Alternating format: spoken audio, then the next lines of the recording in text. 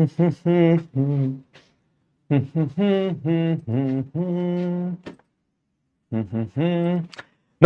नमस्कार नमस्कार। क्या हाल चाल, क्या हाल चाल, क्या हाल चाल मेरे प्यारे बच्चों। जल्दी से आ जाओ, फटाफट से आके इस क्लास को जल्दी से ज्वाइन कर लीजिए। Good evening to all.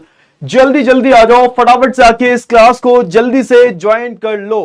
Hello everyone, क्या हाल चाल, सब मस्त है, तंदुरुस्त है, दुरुस्त है। हाँ, गुड इवनिंग बेटा, good evening, good evening, good evening, good evening. चलिए चलिए, बहुत ही बढ़िया। ये बताओ कि भाई पढ़ाई वढ़ाई चल रही है। कल जो मैंने चैप्टर करवाया था तुम्हें, कल जो मैंने चैप्टर करवाया था, पल्ले पड़ा था कछु कछु, समझ में आया था? इतनी बढ़िया कहानी जो है हमने शुरू की थी तुम्हें।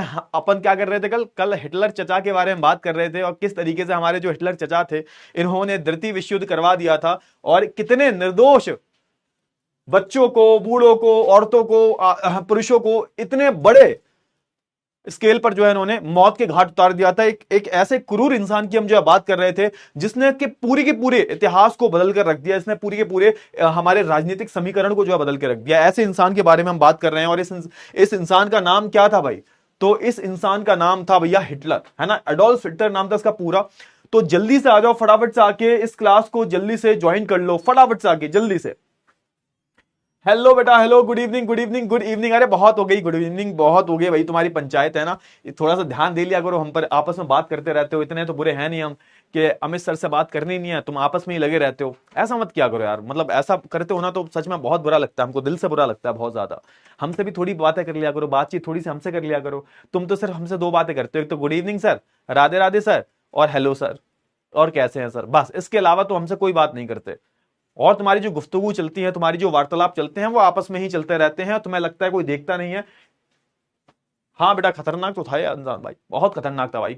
बहुत सारे लोग आज भी इसके फैन है, लेकिन बहुत सारे लोग इसको जो है एक तरीके से आप बोल सकते हो एक क्रूर शासक के रूप में मानते हैं। ठीक है, चले तो लेट्स स्टार्ट दिस लेक्चर। तो सबसे पहले इस लेक्चर को हम जो शुरू कर लेते हैं भाई। लेक्चर को शुरू करते हैं। तुम्हें सबसे पहले पता है कि अमित भैया क्या करवाएंगे, तो भैया थोड़ा सा बता दो। कल जो है ये चैप्टर शुरू करवाया था मैंने, कल ये जो चैप्टर है वो शुरू हुआ था। और कल की अगर मैं बात करूं तो मैंने कल क्या करवाया था सर?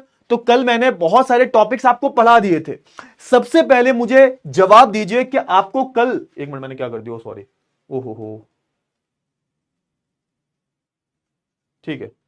हाँ हाँ, अब ये बताओ कि कल का जो लेक्चर था उसमें जो भी मैंने पढ़ाया था, कछु यहां पर घुसा था तुम्हारे, ये जो भेजा है तुम्हारा, जिसमें पढ़ाई के अलावा हर एक बात घुसी होती है, क्या तुम्हारे कुछ भेजे में घुसा हुआ था या नहीं हुआ था? या जल्दी से बताओ, फटाफट से बता दो, जल्दी से बता दो, फटाफट से, फटाफट से। क्लास को एंड करने जा रहा था बच गए बेटा, क्लास एंड हो जाती चलो कोई बात नहीं, जल्दी से बताइए बेटा, ईमानदारी से आंसर देना, दिल पर सच हाथ रख के। कल जो मैंने स्टोरी बताई है, कल हमने एक सबसे पहले जो हमारी कहानी थी वो हेलमत नाम का बच्चे से शुरू की थी। वो बच्चा जो होता है किस तरीके से चुपचाप अपने माँ बाप की बातें सुन रहा होता है, और वो बच्चा भी जर्मनी का ही होता है। उसके जो पिताजी होते हैं, उसके जो है ना, उसके जो बापू होते हैं, वो कौन थे सर? वो हिटलर की साइड से लड़ रहे थे। हिटलर की साइड से वो एक बहुत बड़े फिजिशियन थे और नाजी पार्टी का ही हिस्सा थे। और वो अपनी पत्नी से, खूबसूरत पत्नी जो थी, उनसे बोल रहे थे कि देखिए, अब जो हमने मित्र राष्ट्रों के साथ किया है वही सेम हमेशा हमारे, वही सेम हाल जो हमारा होने वाला है, और मित्र राष्ट्र जो अब हमको छोड़ेंगे नहीं। उसके बाद आप देखोगे अगले दिन ये लोग कहां जाते हैं? पिकनिक मनाने जाते हैं। और पिकनिक मनाने के बाद जब वो घर पर आते हैं तो उन दोनों के, मतलब हेलमेट के जो माता थे, पिता थे, ये दोनों सुसाइड कर लेते हैं, आत्महत्या कर लेते हैं, खुद की जान ले लेते हैं। तो ये कहानी जो है एक तरीके का डर का मंजर दिखाता है 1945 में, जब द्वितीय विश्व युद्ध जो है खत्म होने वाला था, तो लोग कैसे डर रहे थे। ठीक है, उसके बाद मैंने आपको बताया जो हेलमेट जो होता है बहुत ज्यादा डिप्रेशन में चला जाता है, और वो कई सालों तक उसने डर की वजह से जो है खाना भी नहीं खाया अपने घर पर। तो ये सारी चीजें जो आपको मैंने कल बताई थी। और 92%, अरे मेरे लाल, मेरे नीले, मेरे पीले, चलो बहुत बढ़िया, है ना। तो कम से कम ज्यादा से ज्यादा जो बच्चे हैं उनको जो है चैप्टर जो है बिल्कुल समझ में आ गया, बिल्कुल, बहुत ही बढ़िया, बहुत ही बढ़िया, बहुत ही अच्छा, इंटरेस्टिंग चैप्टर है, बहुत इंटरेस्टिंग चैप्टर है। तो एक काम करते हैं, वही अपना डेली का एक पैटर्न फॉलो करते हैं। सबसे पहले जो मैंने कल पढ़ाया है उसको थोड़ा सा हम रिवाइज करते हैं, एंड देन हम क्या करेंगे, आगे प्रोसीड करेंगे, मतलब आगे के जो नए नए टॉपिक्स हैं उनके बारे में हम बात करेंगे। ठीक है ना। चलिए, तो एक काम करते हैं भाई, जल्दी से हम थोड़ा सा रिवीजन कर लेते हैं। सारे तैयार हो ना? जल्दी से बताओ भाई, एनर्जी दिख नहीं रही है मेरे को भाई, एनर्जी नहीं दिख रही। अरे इतना भाई तुम जवान हो अभी भाई, हैं? ये बताओ, अभी बहुत ज्यादा युवा अवस्था में हो तुम, किशोरावस्था में हो, अभी युवावस्था कहाँ है ये तुम्हारी? अभी तो किशोरावस्था आई है तुम्हारी। तो उस किशोरावस्था की अगर हम बात करें तो तुम्हारे अंदर क्या होना चाहिए भाई? तुम्हारे अंदर जो है बहुत ज्यादा, आप बोल सकते हो एक ज्यादा क्या होनी चाहिए, बहुत ज्यादा एकदम, है ना, एक एक्साइटमेंट होना चाहिए, एकदम आप बोल सकते हो फुर्ती होनी चाहिए आपके अंदर। भारत का भौतिक स्वरूप के नोट्स सर कब मिलेंगे? अरे बेटा उनके नोट्स हम बना रहे हैं। भारत के भौतिक स्वरूप के जो तुम्हें जो नोट्स हैं वो बहुत ही जल्द मिल जाएंगे, बहुत ही जल्द जो है नोट्स मिल जाएंगे। क्लियर हुआ? हाँ है ना? फटाफट से बताओ। हाँ, तो वो मिल जाएंगे तुम्हें अगली क्लास तक। जो आपको भारत के भौतिक स्वरूप के जो नोट्स हैं वो मैं आपके हाथ में थमा दूंगा। समझ में आया? चलिए, बहुत ही बढ़िया, बहुत ही बढ़िया। चलिए एक काम करते हैं भाई, एक काम करते हैं भाई। तो सबसे पहले हमारा एक चैप्टर शुरू हुआ था भाई। चैप्टर का नाम क्या था? जल्दी से बताइए फटाफट से। चैप्टर का नाम जो है क्या था? तो चैप्टर का नाम था नाजीवाद। नाजीवाद और हिटलर का उदय। क्या था सर? नाजीवाद और हिटलर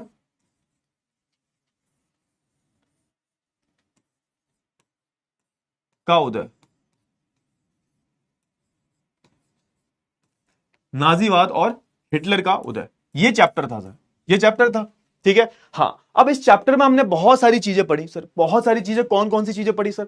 तो सबसे पहले मैंने आपको बताया था नाजीवाद क्या था, इसका मतलब बताया था। उसके बाद फिर मैंने आपको हिटलर बताया। हिटलर कौन था?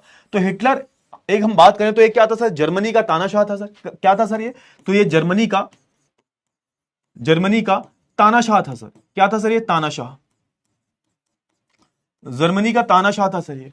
अब यहां पर बताया गया है कि इसका जो दल था, इसकी जो विचारधारा थी, इसका दल का नाम क्या था? तो इसका दल का नाम था नाजी। इसका दल का नाम क्या था? नाजी दल। इसकी पार्टी का नाम क्या था? नाजी पार्टी नाम था इसका। नाजी दल नाम था इसका। नाजी दल नाम था इसका, नाजी दल। ठीक है। अच्छा, इसकी पार्टी की जो विचारधाराएं थी, इसकी पार्टी की जो विचारधाराएं थी, उसको क्या बोला गया? उसको बोला गया नाजीवाद। नाजीवाद।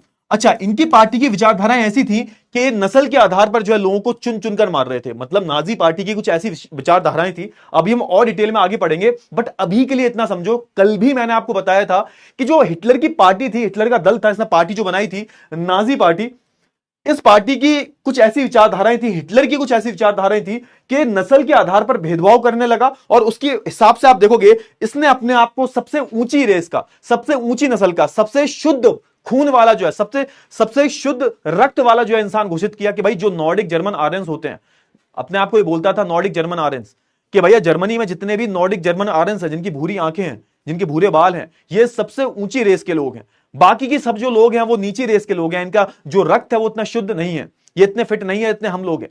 तो इसके हिसाब से इसने क्या करना शुरू कर दिया? इसने जो है भेदभाव करना शुरू कर दिया। और आप देखोगे कि द्वितीय विश्व युद्ध की आड़ में किसी को कानो कान खबर नहीं थी कर क्या रहा है, कि द्वितीय विश्व युद्ध की आड़ में एक तरफ ये द्वितीय विश्व युद्ध लड़ रहा था, दूसरी तरफ ये जर्मनी में बहुत सारे जो लोग थे, यहूदियों की हम बात करें, जिप्सीज की हम बात करें, है ना, हम बहुत सारे जो ऐसे लोगों की बात करें जो थोड़े सांवले थे, ऐसे लोगों की इसने हत्या करनी शुरू कर दी। ठीक है ना। तो यही जो विचारधारा थी, इसको हम क्या बोलते हैं? इसको हम नाजीवाद बोलते हैं। तो नाजीवाद भी क्या है सर? हिटलर की विचारधारा, हिटलर के दल की विचारधारा को हम नाजीवाद बोलते हैं। तो ये सारी कल बातें हमने जो करी थी। उसके बाद मैंने क्या बताया कि उसके बाद मैंने बताया कि द्वितीय विश्व युद्ध हुआ क्यों था, है ना, ये कब हुआ सब? तो ये आप देखोगे, ये हमारा दूसरे विश्व युद्ध जब चल रहा था, दूसरा विश्व युद्ध जब चल रहा था तब हुआ था। दूसरा जब विश्व युद्ध चल रहा था उस टाइम पर ये सारी चीजें घटित हुई। कब चला दूसरा विश्व युद्ध? तो 1939 से लेकर आप देखोगे 45 तक जो है द्वितीय विश्व युद्ध चला, 1939 से 45 तक। अब यहां पर ऐसा बोला जाता है, कहीं ना कहीं यहां पर द्वितीय विश्व युद्ध का जो कारण है वो प्रथम विश्व युद्ध को बताया जाता है सर। द्वितीय विश्व युद्ध का जो कारण है, द्वितीय विश्व युद्ध का जो कारण है वो किसको बताया जाता है? वो आप देखोगे प्रथम विश्व युद्ध को बताया जाता है, प्रथम विश्व युद्ध को बताया जाता है। अब इसकी भी कहानी बताई मैंने। प्रथम विश्व युद्ध कब से कब तक चला? तो आप देखोगे प्रथम विश्व युद्ध जो है 1914 से 1918 के बीच में चला। प्रथम विश्व युद्ध जो है 1914 से 18 के बीच में चला। अब इसमें क्या हुआ था? इसमें भी जर्मनी लड़ा प्रथम विश्व युद्ध में, और द्वितीय विश्व युद्ध में भी जर्मनी लड़ा। आप देखोगे प्रथम विश्व युद्ध किसके बीच में हुआ था? तो आप देखोगे केंद्रीय शक्तियां, जो हमारी केंद्रीय शक्तियां थी, केंद्रीय शक्तियां, ठीक है, और मित्र राष्ट्र, इनके बीच में क्या हुआ था सर? इनके बीच में आप देखोगे हमारा प्रथम विश्व युद्ध हुआ था। और वैसे ही आप देखोगे दूसरा जो विश्व युद्ध हुआ था वो भी आप देखोगे हमारा धुरी शक्तियां,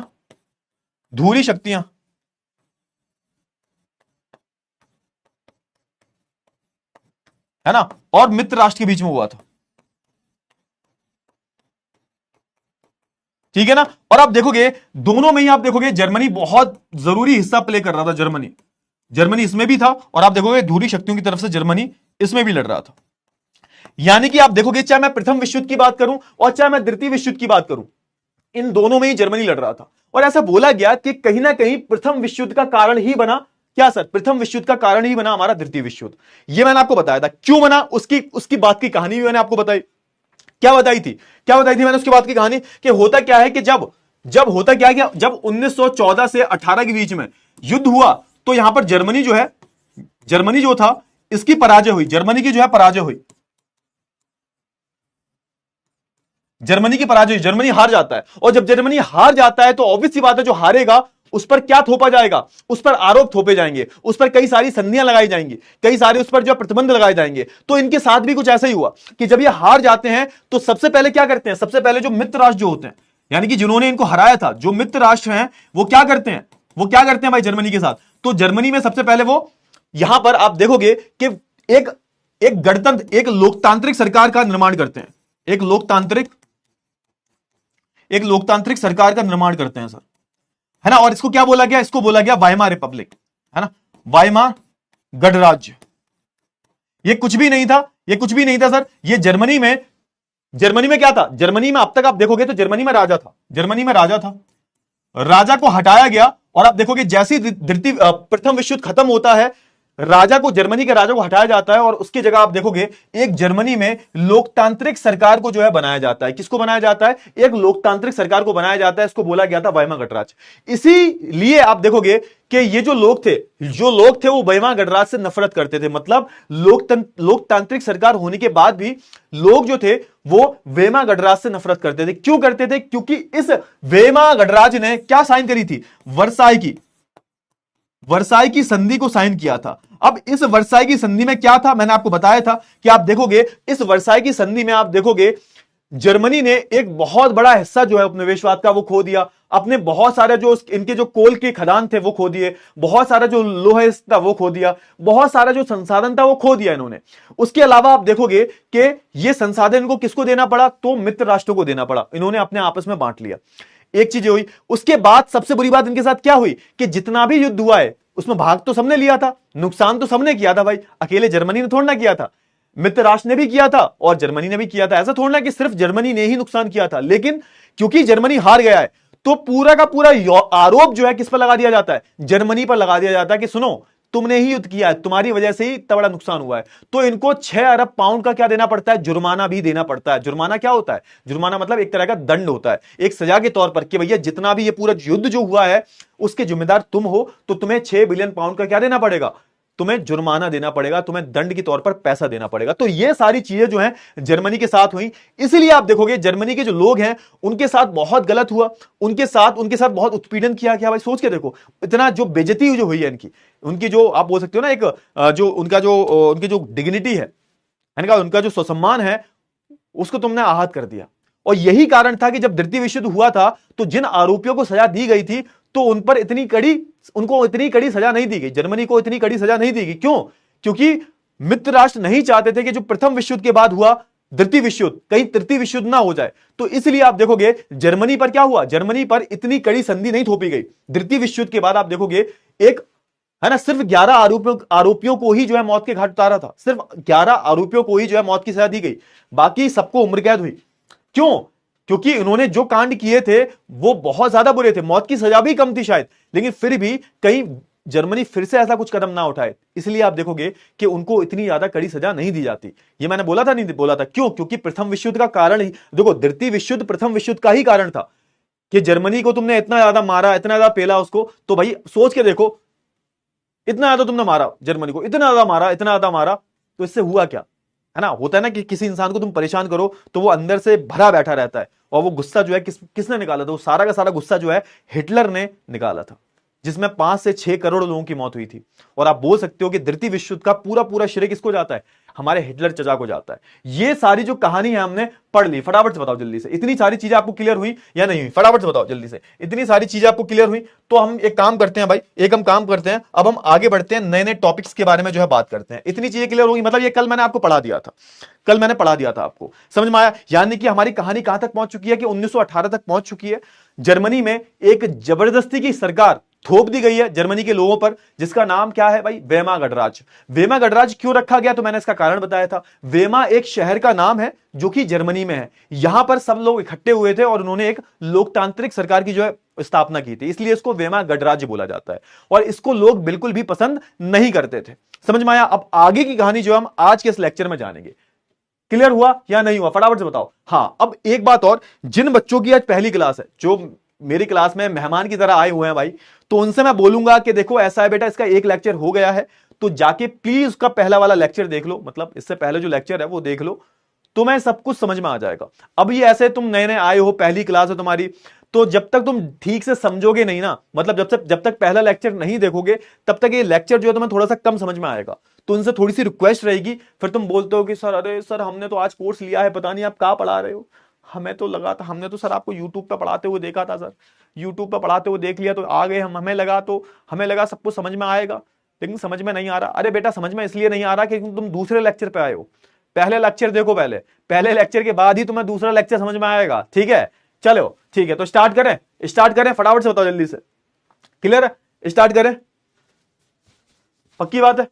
पक्की बात है, चलिए तो बहुत बढ़िया। तो ये मैंने कल आपको बता दिया था, ये जो आप देख रहे हो ये मैंने कल ही आपको बता दिया था, ये कल मैंने सब बताया था, मैंने वर्षा संधि हुई थी, है ना। और वर्षा संधि में आप देखोगे कि बहुत सारी जो चीजें हैं, जैसे 10% आबादी खो दी इन्होंने, है ना, 13% जमीन का भाग जर्मनी वालों ने खो दिया, है ना, 75% के जो लो भंडार जो थे वो भी इन्होंने खो दिया, बेचारे बहुत गलत हुआ इनके साथ में। फिर उसके बाद जर्मनी वालों ने बेचारे 26% इनके जो कोयला के भंडार हैं वो खो दिए। मतलब ये सब किसके खेमे में चले गए, जो मित्र राष्ट्र की साइड में थे, ये सारी चीजें इनके साइड में चली गई, है ना। फ्रांस, पोलैंड, डेनमार्क, लुथियाना, इन सबको जो है ये सब मतलब होता है ना, जैसे हमने तुमको लूटा है, हम 5-6 लोगों ने मिलकर तुमको लूटा है, तो तुम्हारी थोड़ी चीज मैं रखूंगा, तुम्हारी थोड़ी चीज ये रखेंगे, तुम्हारी थोड़ी चीज ये रखेंगे। तो जर्मनी के साथ भी बेचारा ऐसा ही हुआ कि मित्र राष्ट्रों ने जब इनको हरा दिया तो इनको अच्छे से जो है लूटा, इनको। ठीक है, फिर मैंने बताया 6 बिलियन पाउंड का जो है इनको क्या लगाया, जिसको बोला गया वॉर गिल्ट क्लॉज। ये क्या था, मतलब जितना भी आप सोच के देखो, गलती तो मित्र राष्ट्र की भी थी, ऐसा थोड़ा ना कि सिर्फ जर्मनी ने ही नुकसान किया है, लेकिन पूरा का पूरा आरोप किस पे लगाया गया, एक बंदे पे, एक इंसान पर। इंसान वो कौन है, जर्मनी, है ना, एक देश पर ही लगाया गया, जर्मनी पर जो है उसका आरोप लगाया गया कि भाई देखो ऐसा है, जर्मनी ही इस विश्व युद्ध का जो है मेन भागीदार है, तो उसके तौर पर जो अब तुमने नुकसान किया है तो भरपाई भी तुम ही करोगे। तो ऐसा आरोप लगाया गया जर्मनी के ऊपर, और जर्मनी से जो आप देखोगे 6 बिलियन पाउंड की राशि मांगी गई कि तुम्हें पेमेंट करना है, फिरौती मांगी, फिरौती। देखो बेटा ऐसा है, पेमेंट करो जल्दी से, 6 बिलियन पाउंड की पेमेंट करनी है, क्योंकि ये जो लड़ाई हुई है ना बेटा, वो तुम्हारी वजह से हुई है, समझे ना। तो ये ऐसा करके जो है इनको जो है 6 बिलियन पाउंड की जो एक रकम है, बेटा पाउंड एक करेंसी होती है, पाउंड एक आप बोल सकते हो क्या है, मुद्रा है, जैसे हमारी रुपए है। अमेरिका में आप जाओगे डॉलर वगैरह चलते हैं, तो यूरोप में आप जाओगे तो जैसे हम बात करें, हमारा जो ब्रिटेन है, फ्रांस है, तो यहाँ पे पाउंड वगैरह चलते हैं। ठीक है, हाँ, तो यहाँ पे पाउंड नाम की करेंसी चलती है। समझ में आया ना, चलिए बहुत बढ़िया, आगे चले ठीक है। अब हम आगे बढ़ते हैं और एक नया टॉपिक शुरू। अब देखो सारे बच्चे मेरे को थम्स अप दे दो, यहां तक हमने पूरा रिवीजन कर लिया है, और अब हम क्या करेंगे, अब हम आगे के टॉपिक्स पर जो है थोड़ी सी चर्चा करेंगे। युद्ध का क्या असर हुआ युद्ध का, इसके बारे में थोड़ी सी हम बात करें कि भाई जो युद्ध हुआ, यानी कि प्रथम विश्व युद्ध हुआ, उसका क्या क्या असर जो है जर्मनी पर देखने को मिला। देखो ये सब हम पढ़ क्यों रहे हैं, आपके दिमाग में आया ना, मैंने कल से चिल्लाता जा रहा हूं कि ये सब हम पढ़ क्यों रहे हैं। आपके मन में एक प्रश्न आना चाहिए था, सर एक बात बताओ, हम सीधा द्वितीय विश्व युद्ध के बारे में तो पढ़ सकते हैं, सीधा हिटलर के बारे में भी तो पढ़ सकते हैं। और अभी आपने एक चीज देखी होगी कि अभी हमारे इस पूरे पिक्चर, जो हमारी स्टोरी चल रही है, हमारी जो कहानी चल रही है, इसमें हिटलर की कहीं एंट्री नहीं हुई है, हिटलर अभी तक नहीं आया है, हिटलर की एंट्री थोड़ी देर में होगी। आपके मन में सवाल आना चाहिए, सर हिटलर के बारे में चैप्टर है, हिटलर के बारे में काहे नहीं बता रहे। तो बेटा जब मूवी देखते हो तो आप देखते हो ना, पहले एक स्टोरी को बिल्ड किया जाता है ना, कि भाई विलन बना कैसे। आपने जोकर मूवी देखी है, जो फिनिक्स की मूवी है जोकर, तो उसमें यह दिखाया गया है कि जोकर बना कैसे, यह दिखाया गया है, ठीक है ना, किन परिस्थितियों से वो बन गया। तो भाई एक इंग्लिश में बहुत ज्यादा मशहूर कहावत है, villains are not born they are made, उनको बना दिया जाता है। भाई वो कोई भी विलन पैदा होता नहीं है, कोई भी मक्कार पैदा होता नहीं है, परिस्थितियों को देखते वो विलन बन जाता है। तो हिटलर भी विलन नहीं था वैसे, तो हिटलर बना कैसे, तो उसमें कहीं ना कहीं इन सारी चीजों की बहुत बड़ी भूमिका है कि जो जर्मनी के साथ हुआ, तो हिटलर ने उसको एज ए इंसल्ट की तरह लिया, बेइज्जती की तरह लिया। क्यों? क्योंकि हिटलर जो था ना, वो बहुत ज्यादा ही प्यार करता था जर्मनी से, एक बहुत बड़ा राष्ट्रवादी व्यक्ति था। मैंने आपको बताया था, हिटलर जो था वो प्रथम विश्व युद्ध में एक सैनिक की तरह लड़ा था, और वो बाल बचा था। शायद अगर वो मर जाता प्रथम विश्व युद्ध में ही, तो द्वितीय विश्व युद्ध होता ही नहीं।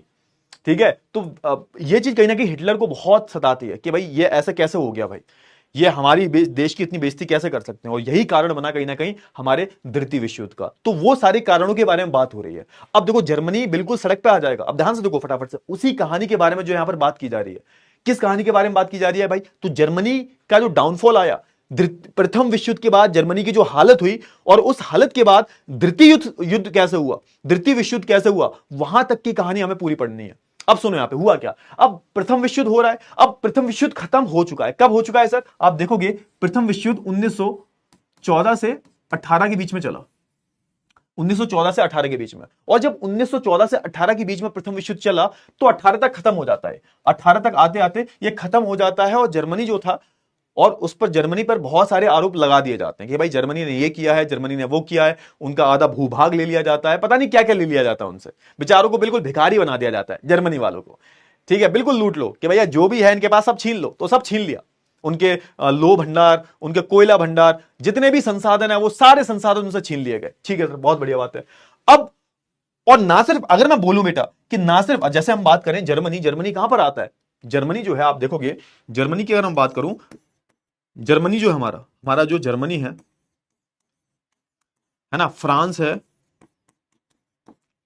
ना, ब्रिटेन है ना, जितने भी मुख्य देश हैं, है ना, रूस की मैं बात करूं, ये सब कहां आते हैं सर? कहां आते हैं सर? तो ये यूरोप नाम के महाद्वीप पर आते हैं। ये तो मैंने ऑलरेडी बता दिया आपको। ये कहां आते हैं सर? तो ये यूरोप नाम के महाद्वीप पर आते हैं। यूरोप एक बहुत बड़ा महाद्वीप है।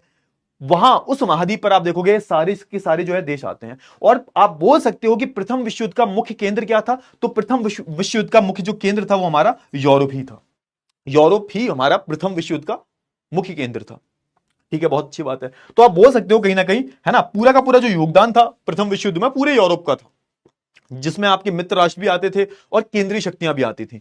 ठीक है सर, बहुत अच्छी बात है। अच्छा, अब यहां पे बोला जा रहा है कि युद्ध के कुछ इतने बुरे असर देखने को मिले। आप सोच के देखो, मैं हमेशा बोलता हूं बेटा कि युद्ध जो होता है ना, जो बैटल होता है, लड़ाइयां जो होती हैं, ये लाठी डंडों से नहीं होती कि तुम लाठी लेके पहुंच गए हो गया युद्ध। ना ना ना, युद्ध जो होते हैं ना वो गोला बारूदों से होते हैं, अलग अलग हथियारों से होते हैं। तो युद्ध में क्या होता है? पैसा खर्च होता है। जब दो देशों के बीच में युद्ध होता है, अब ये तो देश नहीं है, ये तो अलग अलग शक्तियों के बीच में, ये तो विश्व युद्ध है, अलग अलग देश जो है इस युद्ध में भाग ले रहे हैं। तो कहीं ना कहीं जब युद्ध में कोई भाग लेता है तो युद्ध लाठी डंडों से नहीं होता। युद्ध में क्या खर्च होता है सर? तो युद्ध में पैसा खर्च होता है भैया। क्या खर्च होता है? युद्ध में पैसा खर्च होता है। बिना पैसे के युद्ध नहीं लड़ा जाता। तो युद्ध में जब पैसा खर्च होता है तो जीत चाहे किसी की भी हो, भले ही मित्र राष्ट्र जीत गए हो, भले ही ये फ्रांस, ब्रिटेन, रूस ये जीत गए हो, लेकिन नुकसान किसको हुआ? नुकसान दोनों साइड हुआ है। चाहे जर्मनी की मैं बात करूं, जो हारा है, ये हारे हैं, ये हारे हैं भाई। और इनकी अगर मैं बात करूं तो ये क्या है सर? ये जीते हैं।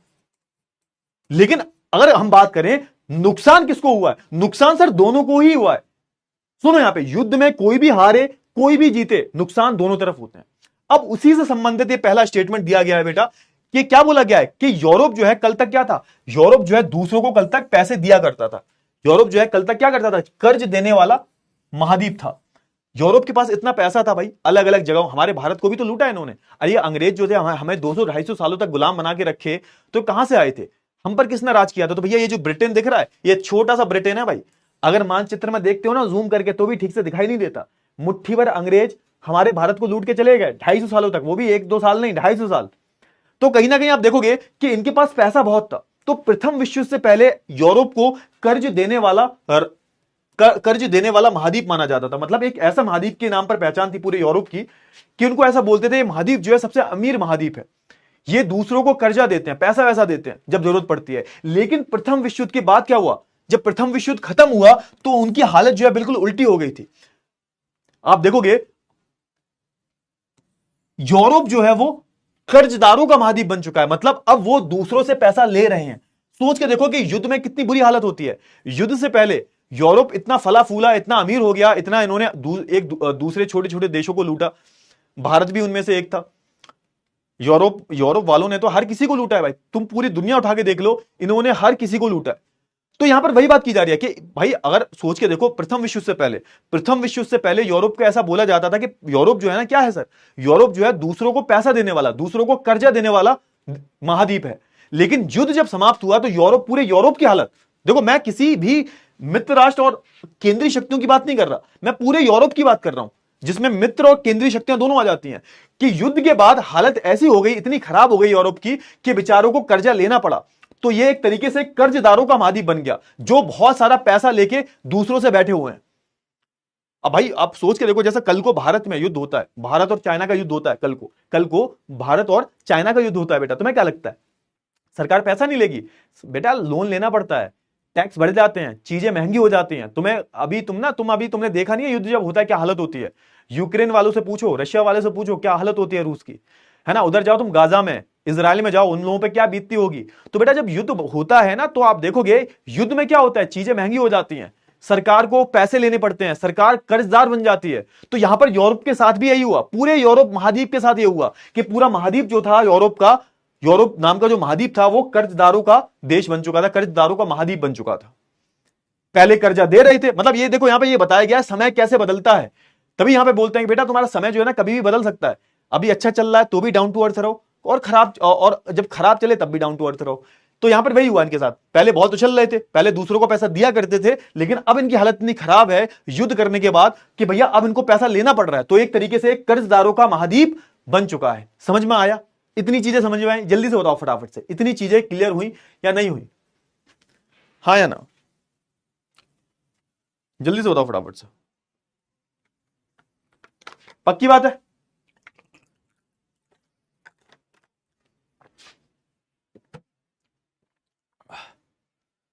चलिए बहुत ही बढ़िया। अरे पोल आएंगे, पोल आएंगे, रुक जा, थोड़ा सा सब्र करो, थोड़ा सा गम खाओ कम खाओ, थोड़ा सा बेटा थोड़ा सा रुक जाओ, ठीक है सर। पढ़ाने दो पहले, पोल पोल पोल पिटाई कर दूंगा बहुत ज्यादा पोल करा तो।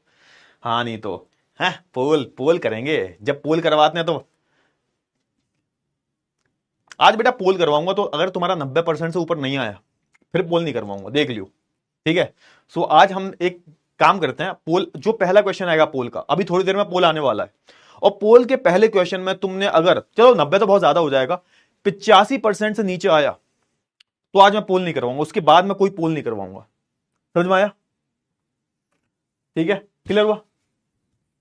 हाँ तो एक काम करते हैं भाई, हाँ तो अभी थोड़ी देर में क्वेश्चन आएगा, तुम्हें उसका आंसर करना है, और 85% से कम बच्चों ने आंसर दिया, 80 भी दिया, तो आज पोल नहीं करेंगे। डन है? बताओ, डील पक्की? बोलो बोलो, डील पक्की? ऐसे ऐसे करो, डील डन है सर, लिखो सबके सब लिखो, सबके सब लिखो, डील डन है सर, डील डन है, ऐसे लिखो डील डन है, और एक थम्सअप का निशान, थम्सअप का एक इमोटिकॉन, सर डील डन है, थम्सअप, जल्दी से।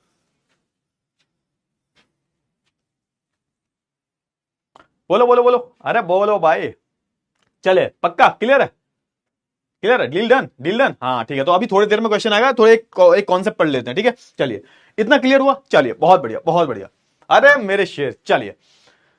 अच्छा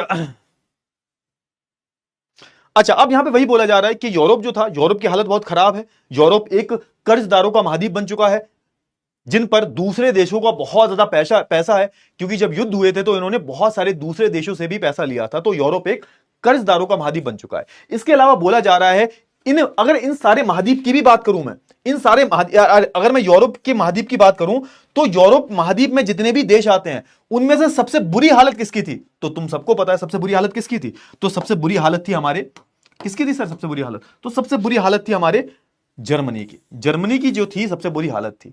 जर्मनी की बुरी हालत क्यों थी? तो मैंने बताया था भाई, जर्मनी जो था, नुकसान तो सबका हुआ था, लेकिन सबसे बुरी हालत किसकी थी? जर्मनी की। जर्मनी पर आप बोल सकते हो एक संधि थोप दी गई थी, किसकी वजह से? आप देखोगे वर्साय संधि की वजह से। जो वर्साय की संधि वीमा गणराज्य ने साइन की थी, उसकी वजह से आप देखोगे कि जर्मनी जो है बिल्कुल ही क्या हो चुका था, बर्बाद हो चुका था। क्यों? क्योंकि यहां पे बोला जा रहा है, आप देखोगे कि जो भी अपराध किए थे इन लोगों ने, पुराने साम्राज्य द्वारा किए गए अपराधों का हर्जाना, मतलब जो भी जर्मनी ने किया, जो भी जर्मनी ने प्रथम विश्व युद्ध में किया, क्योंकि जर्मनी उस टाइम पर क्या था, जर्मनी के पास, आपके मन में सवाल नहीं आया सर एक बात बताओ कि जर्मनी में कौन था सर? मतलब जब ये वीमा गणराज्य नहीं बना था, उससे पहले क्या था? मतलब प्रथम विश्व युद्ध करवाया किसने? तो प्रथम विश्व युद्ध बेटा जर्मनी का जो राजा था वो भाग ले रहा था, जर्मनी का राजा जो है भाग ले रहा था। तो यहां पर जो जर्मनी साम्राज्य है जो भाग ले रहा है प्रथम विश्व युद्ध में, इसकी अगर हम बात करें तो आप देखोगे कि इसकी वजह से ही प्रथम विश्व युद्ध हुआ। लेकिन आप देखोगे हर्जाना किसको भरना पड़ रहा है? मतलब युद्ध का जो नुकसान हुआ है, जर्मनी को जो नुकसान हुआ है उसका हर्जाना भरना किसको पड़ रहा है? तो वो वेमा गणराज्य को भरना पड़ रहा है। वेमा गणराज्य जो है, जो कि एक लोकतांत्रिक सरकार बनी है नई नई युद्ध होने के बाद, वो क्या कर रही है बेचारी? अब जो है सारा हर्जाना जो भी जर्मनी ने किया प्रथम विश्व युद्ध में, उनको सारा जुर्माना जो है किसको देना पड़ रहा है? मित्र राष्ट्र को देना पड़ रहा है। ये तो मैं ऑलरेडी आपको बता चुका हूं। समझ में आया? इतनी सारी चीजें हैं। देखो इससे अच्छे से नहीं बता सकता बेटा, बहुत ही सिंपल सी कहानी है। अगर अब भी तुम्हारे भेजे में बुद्धि में नहीं घुस रहा है तो इसका मतलब तुम्हें थोड़ा सा मेंटल हॉस्पिटल जाना चाहिए, थोड़ा सा अपना इलाज कराओ, या फिर एक काम करो, अगर मुझे ऐसा लगता है कि जिन बच्चों को समझ में नहीं आ रहा है ना, वो ध्यान ही नहीं दे रहे हैं। मुझे ऐसा लगता है जिन बच्चों को समझ में नहीं आ रहा ना, वो ध्यान ही नहीं दे रहे। मजाक से हट के बता रहा हूं मैं, मजाक से हट के। अगर तुम ध्यान देते तो तुम्हें समझ में आता, और ध्यान नहीं दे रहे तो समझ में नहीं आ रहा है। तुम और कामों में व्यस्त रहते हो जो तुम्हारे मतलब के नहीं होते एक्चुअल में, उसमें तुम्हें बहुत इंटरेस्ट आता। अभी मैं यहाँ पे खड़ा होकर अपनी पर्सनल लाइफ के बारे में बात करूं, है ना, अपनी पर्सनल लाइफ के बारे में बात करूं कि मेरी लाइफ में, मेरी जिंदगी में एक सुंदर कन्या थी, ये था वो था, तो भैया तुम्हें इतनी जल्दी तुम्हें इंटरेस्ट आएगा ना, अरे सर ने क्या बात बोल दी, अरे सर चलो यही बात करो फटाफट से। क्विज भी आगे जो आएगा ना, वो पोल जो आएगा वो भी इसी में से देना सर। हाँ चले बहुत अच्छी बात है, क्लियर हुआ? हाँ, तो इस पैराग्राफ में हमने सिर्फ यही जाना है कि युद्ध जब हुआ तो नुकसान बहुत ज्यादा हुआ, और जब नुकसान इतना ज्यादा हुआ तो यूरोप महाद्वीप जो है पूरा कर्जदारों का महाद्वीप बन जाता है, यानी कि पैसा बहुत ले लेते हैं दूसरे देशों से। और उसमें से भी अगर मैं बात करूं, अगर यूरोप के महाद्वीप में से भी मैं बात करूं, तो जर्मनी की तो बहुत ही बुरी हालत थी। क्यों? क्योंकि जो जर्मनी पहले प्रथम विश्व से पहले क्या था? प्रथम विश्व से पहले आप देखोगे कि जर्मनी साम्राज्य हुआ करता था, इसमें राजा था, है ना। युद्ध खत्म होने के बाद राजा को हटाया जाता है और वेमा गणराज्य को लागू किया जाता है। वेमा गणराज्य सरकार बनाई जाती है, और बेचारी जो सरकार बनी है वो प्रथम विश्व युद्ध के हर्जाने को अभी भी, प्रथम विश्व युद्ध के जो असर को अभी भी भुगत रही है। क्यों? क्योंकि उन पर वर्साई की संधि थोप दी गई है, जिसमें उन पर बहुत सारे जुर्माने लगाए गए हैं। 6 अरब पाउंड का जुर्माना लगाया गया है, जो कि जर्मनी को देना पड़ेगा, है ना, क्योंकि अकेले ही जर्मनी को इस युद्ध का जिम्मेदार ठहराया गया है। चलिए बहुत अच्छी बात है, आगे बढ़े, ठीक है, बहुत ही बढ़िया बात है। अच्छा, अब क्या हुआ भाई? ये सारी चीजें हो गई। हाँ, अब हुआ क्या कि इतना सारा जुर्माना लगाया भाई, 6 बिलियन सोच के देखो, वो भी उस टाइम की बात है। 6 बिलियन मतलब 1 बिलियन में, सोच के देखो, अगर मैं बात करूं 1 बिलियन में कितने होते हैं, अगर मैं डॉलर की बात करूं 1 बिलियन में करीबन 8,500 डॉलर, अभी 85 रुपए रेट चल रहा है।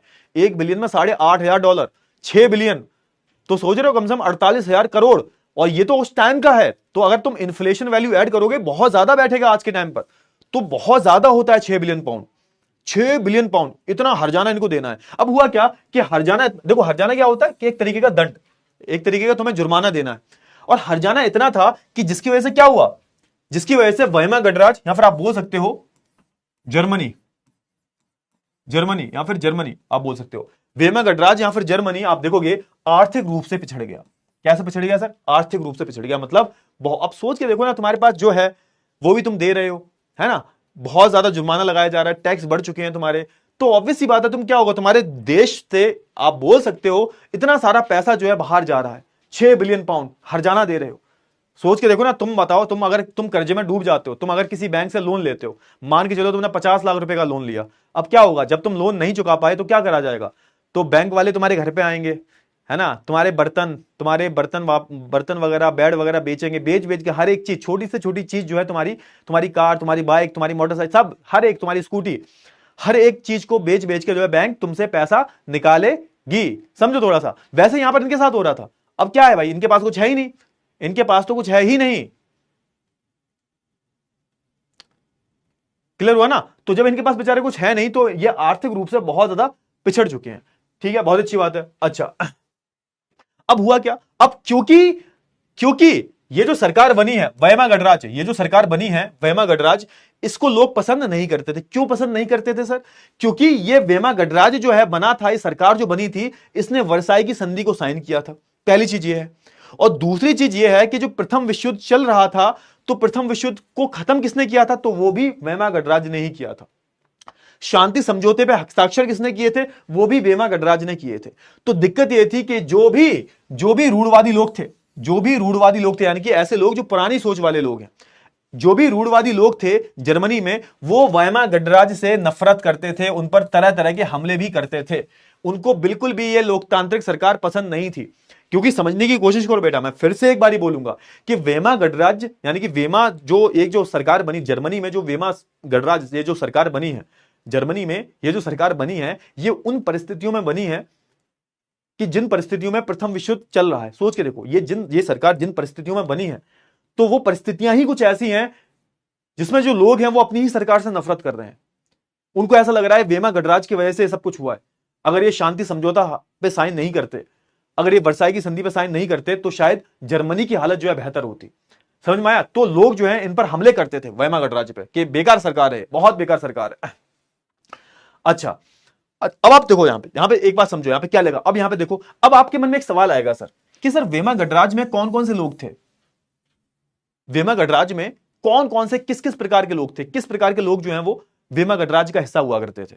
अगर मैं आपसे बोलूं वेमा गणराज्य में, मैंने ये तो बता दिया आपको कि वेमा गणराज्य क्या है बेसिकली। तो वेमा गणराज्य जो है एक तरीके से जर्मनी में एक लोकतांत्रिक सरकार है जो प्रथम विश्व युद्ध के बाद बनी थी, और कहीं ना कहीं इस सरकार को बहुत दबाव में बनाया गया था। अब लोग इसको पसंद नहीं कर रहे हैं।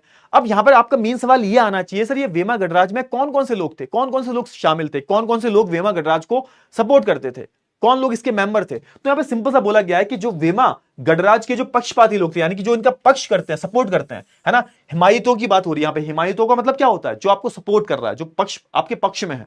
इनके पक्ष में कौन थे? तो मुख्य रूप से इनके पक्ष में जो समाजवादी लोग हैं, वही समाजवादी मध्यम वर्ग के लोग, जो उदारवादी हैं, समाजवादी हैं, है ना। जो कैथोलिक कौन है सर? बेटा कैथोलिक एक तरीके का एक सेक्ट होता है ना, अलग अलग बिलीफ होते हैं हर एक रिलीजन में। तो कैथोलिक एक तरीके से ईसाई होते हैं, ईसाई लोग। ईसाई धर्म में आप देखोगे एक तरफ है कैथोलिक और एक तरफ है प्रोटेस्टेंट। जैसा आप देखोगे मुस्लिमों में क्या होता है, सिया सुन्नी होते हैं, है ना। जैनों में अलग अलग होता है, दिगंबर, है ना, श्वेतांबर, ये सब अलग अलग सेक्ट होते हैं हर एक रिलीजन में।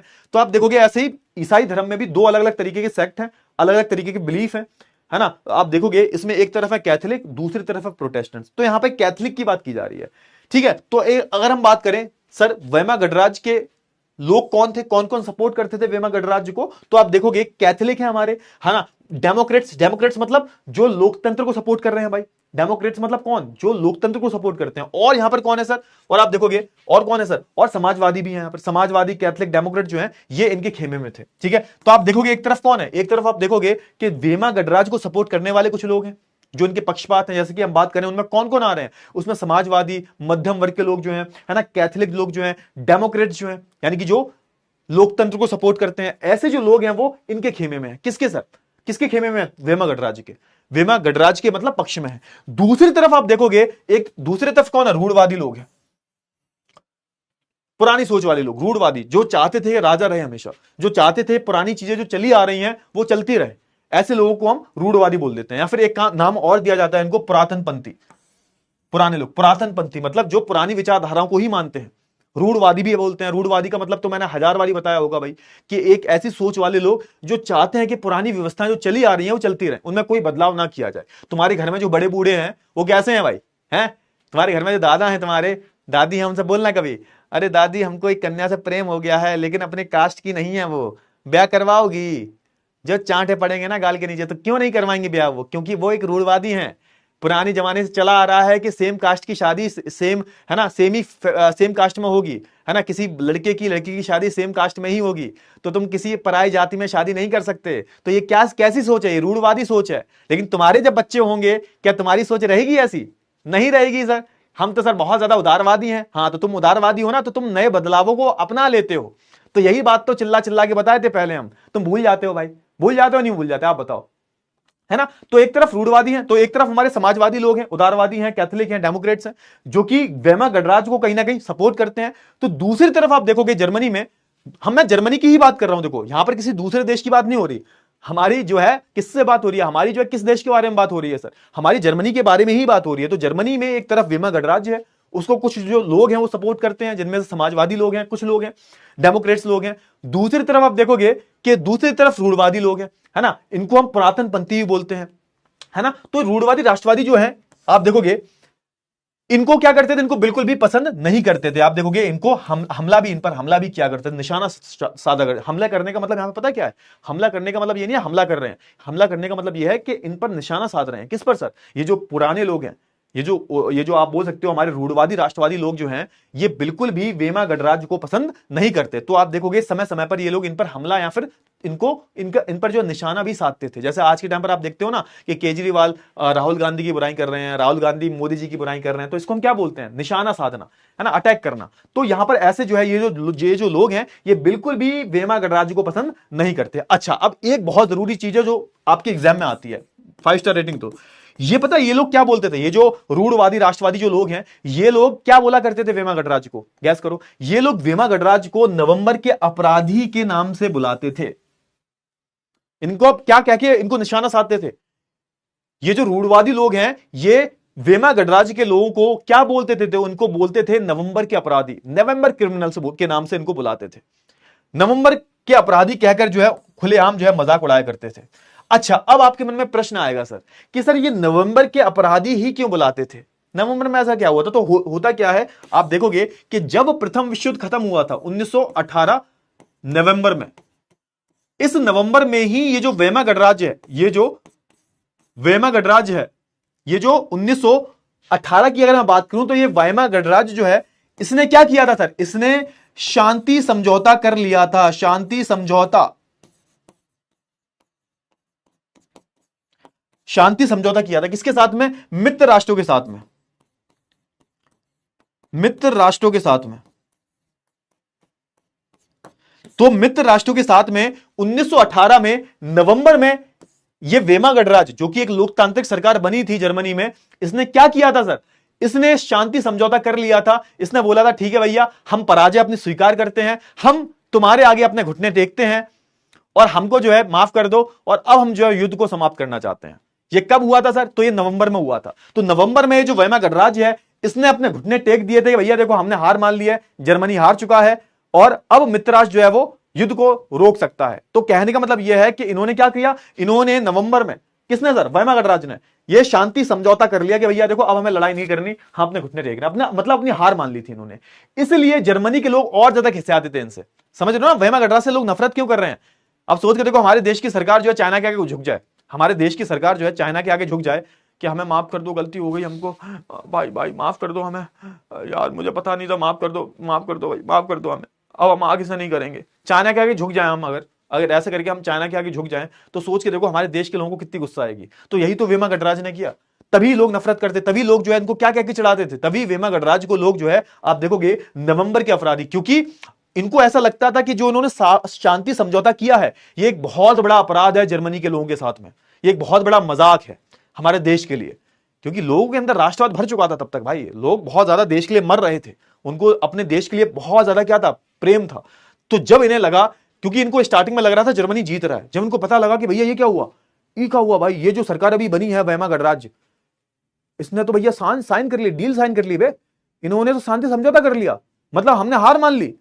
तो ये तो भाई, तो फिर ऐसे इनको बुलाया जाने लगा नवंबर के अपराधी। क्यों? क्योंकि इन्होंने नवंबर के महीने में ही ये शांति समझौता किया था। तो अब समझ में आया कि नवंबर के अपराधी इनको क्यों बोला जाता था, वेमा गणराज्य को। प्रश्न आ सकता है एग्जाम में, प्रश्न ऐसा आएगा, ये बताओ कि वेमा गणराज्य को नवंबर का अपराधी क्यों माना जाता था।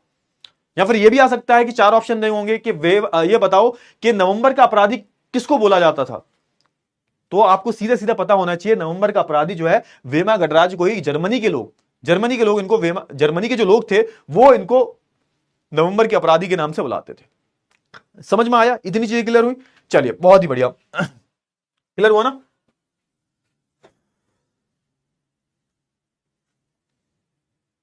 क्लियर हुआ? चलिए, अब इतनी ही चीजें जरूरी हैं, बाकी इसमें इतनी चीजें जरूरी नहीं है। अब जल्दी, अब देखो बेटा, देखो अभी तुमने डील साइन की है थोड़ी देर पहले, अभी तुमने डील पक्की करी है कि अगर इस क्वेश्चन का आंसर गलत हुआ, गलत इन द सेंस मतलब 85% से नीचे लोगों ने अगर इसका आंसर गलत दिया, तो फिर भैया फिर मैं पोल नहीं करवाऊंगा आगे। फिर तुम जो ये जो पोल वाली जनता है ना, पोल आ जाते हैं ये लोग, पोल कराओ, जल्दी से करो फटाफट से, चलो जल्दी से। नाजीवाद क्या है? 4 ऑप्शन पढ़ो। एक राजनीतिक विचारधारा जो नस्ली श्रेष्ठता और राज की निरंकुश शक्तियों में विश्वास रखती है। एक आर्थिक प्रणाली जो समानता और न्याय पर आधारित है। एक धार्मिक आंदोलन जो शांति और अहिंसा का प्रचार करता है। ऑप्शन नंबर डी, एक कलात्मक आंदोलन जो आधुनिकता और प्रयोगवाद को बढ़ावा देता है। बताओ भाई, नाजीवाद विचारधारा कैसी विचारधारा है? बताइए फटाफट से, तब तक हम थोड़ा सा पानी पी लेते हैं। और ध्यान से करना है, ध्यान से करो, समय लो, लेकिन क्वेश्चन जो है वो गलत नहीं होना चाहिए।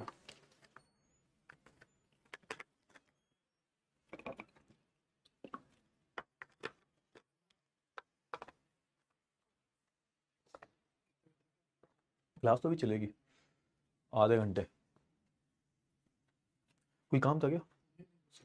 मैं वेट कर रहा हूँ। अच्छा अच्छा, ठीक है ठीक है, डन।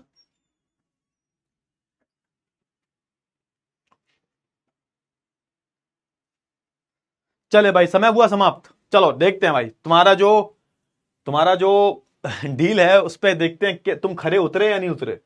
ऑप्शन नंबर ए जो होगा वो सही आंसर होगा। ओ हो भाई साहब, किस्मत देखो यार तुम्हारी है। क्या खा के पैदा हुए भाई, ये बताओ क्या मतलब, ये बताओ तुम, मतलब तुम्हारी किस्मत इतनी अच्छी कैसे हो सकती है। 85% का बोला था और 85.78% लोगों ने बिल्कुल सही आंसर दिए हैं। तो मतलब किस्मत हो तो ऐसी, किस्मत हो तो ऐसी, वरना तो भाई किस्मत हो ही ना, फिर तो मतलब तुम लोग मतलब सच में मतलब डील पूरी हुई तो उसका मतलब आगे भी प्रश्न लाता रहूंगा मैं। मजाक कर रहा हूं, ऐसा कुछ होता नहीं है वैसे। मैं आगे भी प्रश्न लाता, अगर 85 से कम भी आता तो भी लाता मैं यार। कैसी बातें कर रहे हो भाई, हैं? मतलब तुम्हारी किस्मत देखो भाई, मतलब क्या सोने के एक पेन से लिखी गई है तुम्हारी क्वेश्चन, तुम्हारी किस्मत। सोने का जो पेन है ना, सोने का भी नहीं, डायमंड का, उससे उस पेन से तुम्हारी जो किस्मत है वो सोने के पेज से लिखी गई है, सोने के पेज पर लिखी गई है। मेरे को ऐसा लगता है तुम्हारी किस्मत। भाई साहब मैंने 85% का बोला, 85.78%, मतलब छुआ है तुमने बस। नाइस, बहुत बढ़िया। अच्छा, इससे ना मेरे को एक कहानी याद आ गई। कहानी सुनोगे? एक बहुत बढ़िया कहानी है, कहानी सुनोगे एक? तो मैंने ना एक बारी मतलब सीए जानते हो तुम लोग? सीए का एग्जाम होता है, बहुत टफ एग्जाम होता है सीए का एग्जाम। तो 12th पास करके वो एग्जाम दिया जाता है। और सीए का एग्जाम जो होता है वो 3 भाग में होता है। ध्यान से सुनो, बहुत प्यारी कहानी है। मेरी वो, मैं अपनी किस्मत की बात कर रहा हूं। एक बारी मेरी भी किस्मत चमकी थी, तो आपको सुन के होगा कि भाई ये भी होता है। एक कहानी सुनाता हूं मैं, बहुत ही प्यारी कहानी है। मैं कहानी नहीं है, मेरे साथ जो हुआ है वो बता रहा हूं मैं, मतलब असली की कहानी है ये, ऐसा नहीं है कि मैं अपने ही बारे में बात कर रहा हूं। तो 12th के बाद ना मैंने सीए का एग्जाम दिया था। अब सीए का एग्जाम जो है 3 पड़ाव में होता है। सबसे पहला जो एग्जाम होता है वो होता है फाउंडेशन का। दूसरा, जो फाउंडेशन क्लियर करोगे उसके बाद एग्जाम होगा आईपीसीसी का, और उसके बाद फाइनल का। और फाइनल का एग्जाम देने के बाद बनते हो तुम सीए, चार्टर्ड अकाउंटेंट। और सीए बहुत ही मतलब बहुत टफ एग्जाम होता है, इंडिया का सबसे टफेस्ट एग्जाम है, यूपीएससी से भी टफ होता है ऐसा बोलते हैं कुछ लोग तो सीए का एग्जाम। हाँ, तो मैंने दिया भाई सीए का एग्जाम। तो सबसे पहला जो मेरा अटेम्प्ट था, जब मैंने फाउंडेशन दिया, मतलब पहला जो लेवल था, तो उसमें आपको फाउंडेशन देना पड़ता है। फाउंडेशन एग्जाम का नाम फाउंडेशन है। पहला लेवल जो है, पहला लेवल फाउंडेशन, दूसरा लेवल आईपीसीसी, और तीसरा लेवल फाइनल, सीए फाइनल। उसके बाद आप सीए बनते हो। तो पहला ही अटेम्प्ट था मेरा, पहला ही लेवल था फाउंडेशन का, उसको मैंने दिया और पहले अटेम्प्ट में फेल हो गया। पहले अटेम्प्ट में मैं पास नहीं हो पाया। फिर मैंने दूसरा अटेम्प्ट दिया, और दूसरे अटेम्प्ट में मैं सोच के गया था कि भैया लास्ट एग्जाम दे रहा हूं, अगर इसके बाद सिलेक्शन नहीं हो पाया तो फिर मैं कुछ और देख लूंगा, क्योंकि इसमें समय बहुत लगता है। क्योंकि अगर तुम सारे एग्जाम को पहले पहले अटेम्प्ट में क्लियर करते हो ना, तो भी तुम्हें 5 साल लग जाएंगे सीए बनने में। तो मैंने कहा इसमें समय बहुत लगेगा, कुछ और देखेंगे। तो मैं लास्ट अटेम्प्ट देने गया था। अब सीए फाउंडेशन के एग्जाम की मैं बात करूं ना, सीए फाउंडेशन का एग्जाम होता है, पहला जो एग्जाम होता है, तो टोटल आपका एग्जाम होता है 200 नंबर का। सुनना ध्यान से, 200 नंबर का होता है, उसमें 4 सब्जेक्ट आते हैं। अब उसमें होता यह है कि 200 में से तुम्हें 100 नंबर लाने हैं, 100 या 100 से ज्यादा नंबर लाने हैं अगर तुम्हें पास होना है तो। मतलब टोटल जो कट ऑफ है वो जाती है 100। ये 200 में से 100 नंबर लाने हैं, 100 से कम आए तो फेल हो तुम। लेकिन एक चीज और भी है कि मान के चलो कि तुम्हारे 200 में से 100 नंबर आ गए, लेकिन जो सब्जेक्ट है उसमें अगर 15 से कम नंबर आए तो भी तुम फेल माने जाओगे। मतलब यह है कि सेक्शनल कट ऑफ भी है कि हर सब्जेक्ट में 15 या 15 से ऊपर होने चाहिए, और प्लस अगर मैं टोटल करूं तो 100 या 100 से ऊपर होने चाहिए। समझ रहे हो? मतलब ये कि मान के चलो मेरे मैथ्स में 14 नंबर है, लेकिन मेरे 200 में से 104 नंबर हैं, तो 104 है, मैं पास हो जाऊंगा? नहीं, मैं पास नहीं होऊंगा। क्यों? क्योंकि मेरे मैथ्स में 14 नंबर है, तो मैं फेल माना जाऊंगा। तो यहां पे दो चीजें हैं। पहली चीज ये है कि 200 में से 100 नंबर लाने हैं। दूसरी चीज ये है कि हर सब्जेक्ट, 4 सब्जेक्ट होते थे, हर सब्जेक्ट में, हर सब्जेक्ट 4 सब्जेक्ट है, 4 सब्जेक्ट में 50-50 नंबर के 4 सब्जेक्ट हैं, 50-50-50-50, 50 का अकाउंट, 50 का इकोनॉमिक्स, 50 का मैथ्स, 50 का इंग्लिश, ऐसे करके एग्जाम होते हैं। तो 50 में से तुम्हें 15 से ऊपर तो लाने ही लाने हैं। तो sectional cut off, subject wise cut off भी क्लियर करनी है। 100 से ऊपर आए, subject wise cut off clear नहीं हो पाई, 15 से नीचे रह गए तो भी फेल। और अगर 15 से ऊपर आए सब में लेकिन 100 से नीचे आए तो भी फेल। ये सीन था। समझ रहे हो ना? समझ गए हुआ क्या? हुआ ना? समझ गए ना? हाँ। तो भैया मेरा लास्ट अटेम्प्ट था, मैं सोच के गया था भाई इस बार अगर फेल हुआ तो मैं दोबारा नहीं दूंगा। फिर क्या हुआ भाई? अब भाई सोच के देखो मैं कितना बड़ा पागल हूं। सारा एग्जाम हुआ, मेरा एग्जाम बहुत अच्छा गया, लेकिन मैथ्स में मैं बहुत कमजोर था, मैथ्स में मैं बहुत ज्यादा कमजोर था। अब मैं इतना पागल हूं कि मुझे पता है कि मैथ्स में 50 में से कम 15 नंबर तो आने ही चाहिए। और मैंने 15 ही क्वेश्चन अटेम्प्ट किए, और नेगेटिव मार्किंग भी थी। मतलब अगर एक क्वेश्चन गलत तो 0.25 कि नेगेटिव मार्किंग है। समझ रहे हो बोल क्या रहा हूं मैं? मतलब मैथ्स में बहुत कमजोर हूं मैं, मेरे बाकी के 3 एग्जाम जो हैं वो बढ़िया गए, उसमें मैंने तोड़ दिया भाई कि उसमें तो होना ही होना है। लेकिन मैथ्स में दिक्कत ये थी कि मैथ्स में मैंने 15 ही क्वेश्चन अटेम्प्ट किए भाई। सोच रहे हो मतलब हिम्मत देख रहे हो मेरी कि 50 क्वेश्चन है, 50 में से मैंने 15 ही अटेम्प्ट किए। और अगर एक भी क्वेश्चन गलत, क्योंकि नेगेटिव मार्किंग है, तो मैं फेल हो जाऊंगा। तो अब जो है मैं एग्जाम देके आ गया और मैंने उम्मीद छोड़ दी कि भैया मैं जो है पास नहीं हो पाऊंगा। क्यों? क्योंकि मैथ्स में मैंने 15 क्वेश्चन अटेम्प्ट किए हैं, 15 ही कट ऑफ जाती है, एक क्वेश्चन गलत तो काम तमाम। अब भाई 2 महीने बाद रिजल्ट आया और मैंने रिजल्ट खुद नहीं देखा, मेरा एक दोस्त था ऋषभ, उसने मेरा रिजल्ट देखा, उसने भी दिया था एग्जाम। तो भाई उसका कॉल आया, कहता कि पांडे तू पास हो गया है, तेरे 200 में से 115 नंबर है। मैंने कहा 115 है वो छोड़, मैथ्स में बता। कहता मैथ्स में भाई 15 ही नंबर है तेरे। तो भाई जो मैंने 15 क्वेश्चन अटेम्प्ट किए थे, तो 15 में से 15 सही थे मेरे। अगर एक भी क्वेश्चन गलत हो जाता तो भाई मैं फेल था। तो मेरे को ये देख के अभी 85% देख के तो अपनी कहानी याद आ गई मेरे को। तो भाई फाइनली मैं पास हो गया था वो एग्जाम में। उसके बाद फिर बहुत बड़ी कहानी है मेरी, बाद में कभी सुनाऊंगा। तो मैं फाइनली पास हो गया था भाई मैथ्स में 50 में से 15 क्वेश्चन करने थे, सॉरी 15 कट ऑफ थी, और 15 क्वेश्चन ही अटेम्प्ट किए मैंने, और नेगेटिव मार्किंग अलग थी। मतलब अगर एक क्वेश्चन गलत तो 1.25 नंबर कटे, 25 नंबर तुम्हारे कटेंगे। और भाई 15 ही क्वेश्चन अटेम्प्ट किए मैंने और 15 ही सही थे। मतलब ये बहुत बड़ी मेरे लिए, मतलब ऐसा था कि भाई ये क्या हो गया भाई। तो वो सीन था। तो चलो कोई बात नहीं, एक काम करते हैं, आगे करते हैं, ठीक है। तो ऑप्शन नंबर ए जो होगा इसका सही आंसर होगा, option number A is the right answer, ठीक है। क्लियर हुआ? चलिए आगे बढ़ते हैं।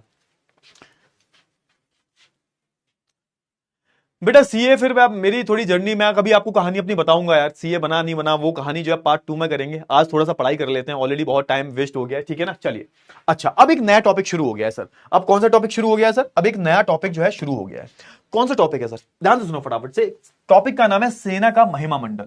महिमा मंडल पता है क्या होता है? महिमा मंडल मतलब किसी की तारीफ करना, किसी की महिमा करना, किसी की प्रशंसा करना, किसी की तारीफ करना, तो ये सारा महिमा मंडल हो जाता है। महिमा मंडल समझ के, यहां पर किसकी प्रशंसा की बात हो रही है, किसकी तारीफ की बात हो रही है? तो यहां पर जो है सेना की तारीफ की बात हो रही है। कौन सी सेना सर? जो प्रथम विश्व युद्ध में लड़ रही है। अब सोच के देखो, ऑब्वियस सी बात है, सेना क्या है आज हमारी देश की सेना? क्या है? हमारा हीरो है भाई, हमारे हीरो है भाई। अरे सोच के देखो भाई, बॉर्डर पे रक्षा करते हैं। अभी देखो, अभी वो हुआ था ऑपरेशन सिंदूर, तो हमने पाकिस्तान को कितना मारा है भाई, कितना मारा है, कितना पीटा है पाकिस्तान को। तो कहीं ना कहीं उसमें हमारी सेना का बहुत बड़ा योगदान है ना। एक मिसाइल तक नहीं गिरने दी हमने अपने देश पे, हमारा डिफेंस सिस्टम इतना मजबूत था। तो डिफेंस को चलाता कौन है? डिफेंस सिस्टम को चलाता कौन है? हमारे देश के बड़े बड़े जो सेना में इंजीनियर्स हैं, वो चलाते हैं नहीं चलाते? आप बताओ, है ना, चलाते हैं नहीं चलाते? तो भाई सेम मैं वही बात बोल रहा हूं कि सेना, अब हुआ क्या कि जब प्रथम विश्व युद्ध शुरू हो गया तो यहां पर सेना का गुणगान होने लगा। क्यों? क्योंकि युद्ध में लड़ कौन रहा था सर? तो युद्ध में सेना ही लड़ रही थी। क्लियर हुआ? तो यहां पे देखो, यहां पे बोला जा रहा है।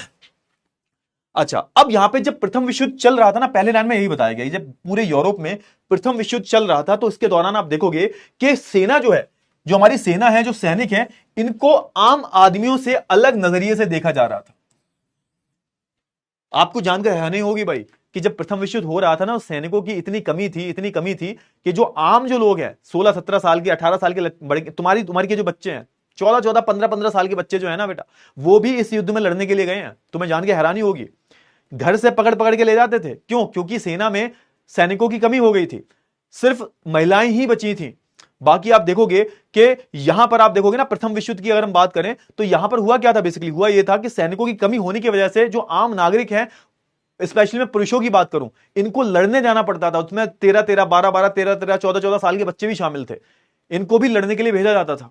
तो सोच के देखो, अब ये जो लोग लड़ने जा रहे हैं, तो इनको आम लोगों से अलग नजरिए से देखा जा रहा है कि भैया देखो, ये युद्ध करने जा रहे हैं, बहुत बड़ी बात है, इनकी प्रशंसा की जानी चाहिए, इनका महिमा, इनका गुणगान करा जाना चाहिए, है ना। तो ये सारी चीजें चल रही थी। फिर क्या हुआ आप देखोगे, जैसे हम बात करें, बड़े बड़े जो राजनेता हैं, है ना, बड़े बड़े जो मीडिया वाले हैं, मीडिया वाले जो है, ये मिलकर क्या करते थे सर? ये मिलकर सैनिकों के जीवन का क्या करते थे सर? गुणगान करते थे। मतलब अरे भैया, इतनी बुरी परिस्थितियों में जाकर बेचारे युद्ध कर रहे हैं, इनका कोई भरोसा नहीं है। अकेले प्रथम विश्व युद्ध में 2 से 3 करोड़ लोग मरे, 1.5 से 2 करोड़ लोग मरे थे, और इसमें ज्यादातर सैनिक थे। अब बेचारे अपनी जान पर खेल कर युद्ध करने जा रहे हैं। तो आप देखोगे कि हर जगह, यूरोप में हर जगह जो मीडिया वाले हैं, जो बड़े बड़े राजनेता हैं, वो क्या कर रहे हैं सर, वो इन सैनिकों की तारीफ कर रहे हैं, तारीफ के पुल गुणगान कर रहे हैं भाई, कि भाई ये जो सैनिक, जो देखो ये जो सैनिक है, ये हमारे देश के लिए कितना कुछ कर रहे हैं। तो इनका हर तरफ जो है, इनको हीरो की नजरों से देखा जा रहा है, जो कि अच्छी बात है। हमें अपनी सेना को हीरो की नजरों से देखा जाना चाहिए। तो अब इन लोगों को जो है हीरो की नजरों से देखा जा रहा है। भाई देखो कितना बढ़िया काम कर रहे हैं लोग। ठीक है, क्लियर हुआ? चलिए, अच्छा, बहुत अच्छी बात है।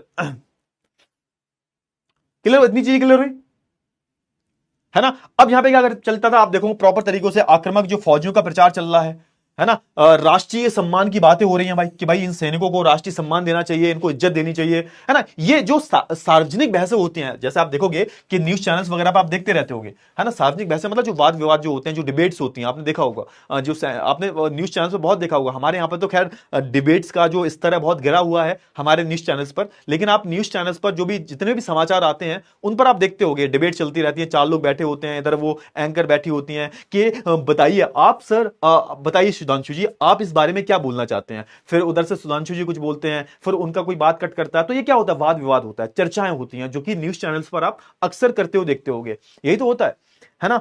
हेलो, मेरा नाम है अमित पांडे और मैं हूं news APJ Abdul Kalam academy से। तो आज की हम बात करते हैं हम अपनी सेना के बारे में। तो हमारे साथ जुड़े हुए हैं सुधांशु जी। तो बताइए सुधांशु जी, आप क्या बोलना चाहेंगे। तो ये सारी चीजें आपने देखा होगा, वो जो न्यूज एंकर वाले होते हैं बोलते हैं ना कि 4-5 लोग बैठे होते हैं कि नहीं ये गलत है, ये ऐसा नहीं होना चाहिए, सुधांशु जी बहुत गलत बात कर रहे हैं, ऐसा नहीं होता चाहिए, ऐसा बिल्कुल सही नहीं है सर, है ना, ये आप गलत बोल रहे हो, मेरी राय इसमें ये है कि ये इस तरीके से होना चाहिए। तो समझ रहे हो ये होता क्या, वाद विवाद बोलते हैं इसको, डिबेट्स बोलते हैं। आप में भी क्या होता होगा, आप जब दोस्त यार दोस्तों में बैठते होगे तो तुम लोगों के बीच में भी तो वाद विवाद होता है, कि कोई भी एक टॉपिक है उसको लेके तुम कुछ और बोल रहे हो, तुम्हारा जो दोस्त है वो कुछ और बोल रहा है ना, तुम्हारा जो तीसरा दोस्त है वो कुछ और बोल रहा है, फिर कई बार लड़ाई भी हो जाती है। तो ये क्या होते हैं सर, तो ये सार्वजनिक बहसें होती हैं ना, पब्लिकली जो डिबेट करते हैं हम। आप अगर न्यूज चैनल्स पर देखते हो तो ये डिबेटें चलती रहती हैं किसी भी टॉपिक को लेके, जैसे कोई भी टॉपिक हो XYZ, जैसे अभी ऑपरेशन सिंदूर हुआ था, तो इसको लेके ही कितना वाद विवाद हुआ भाई,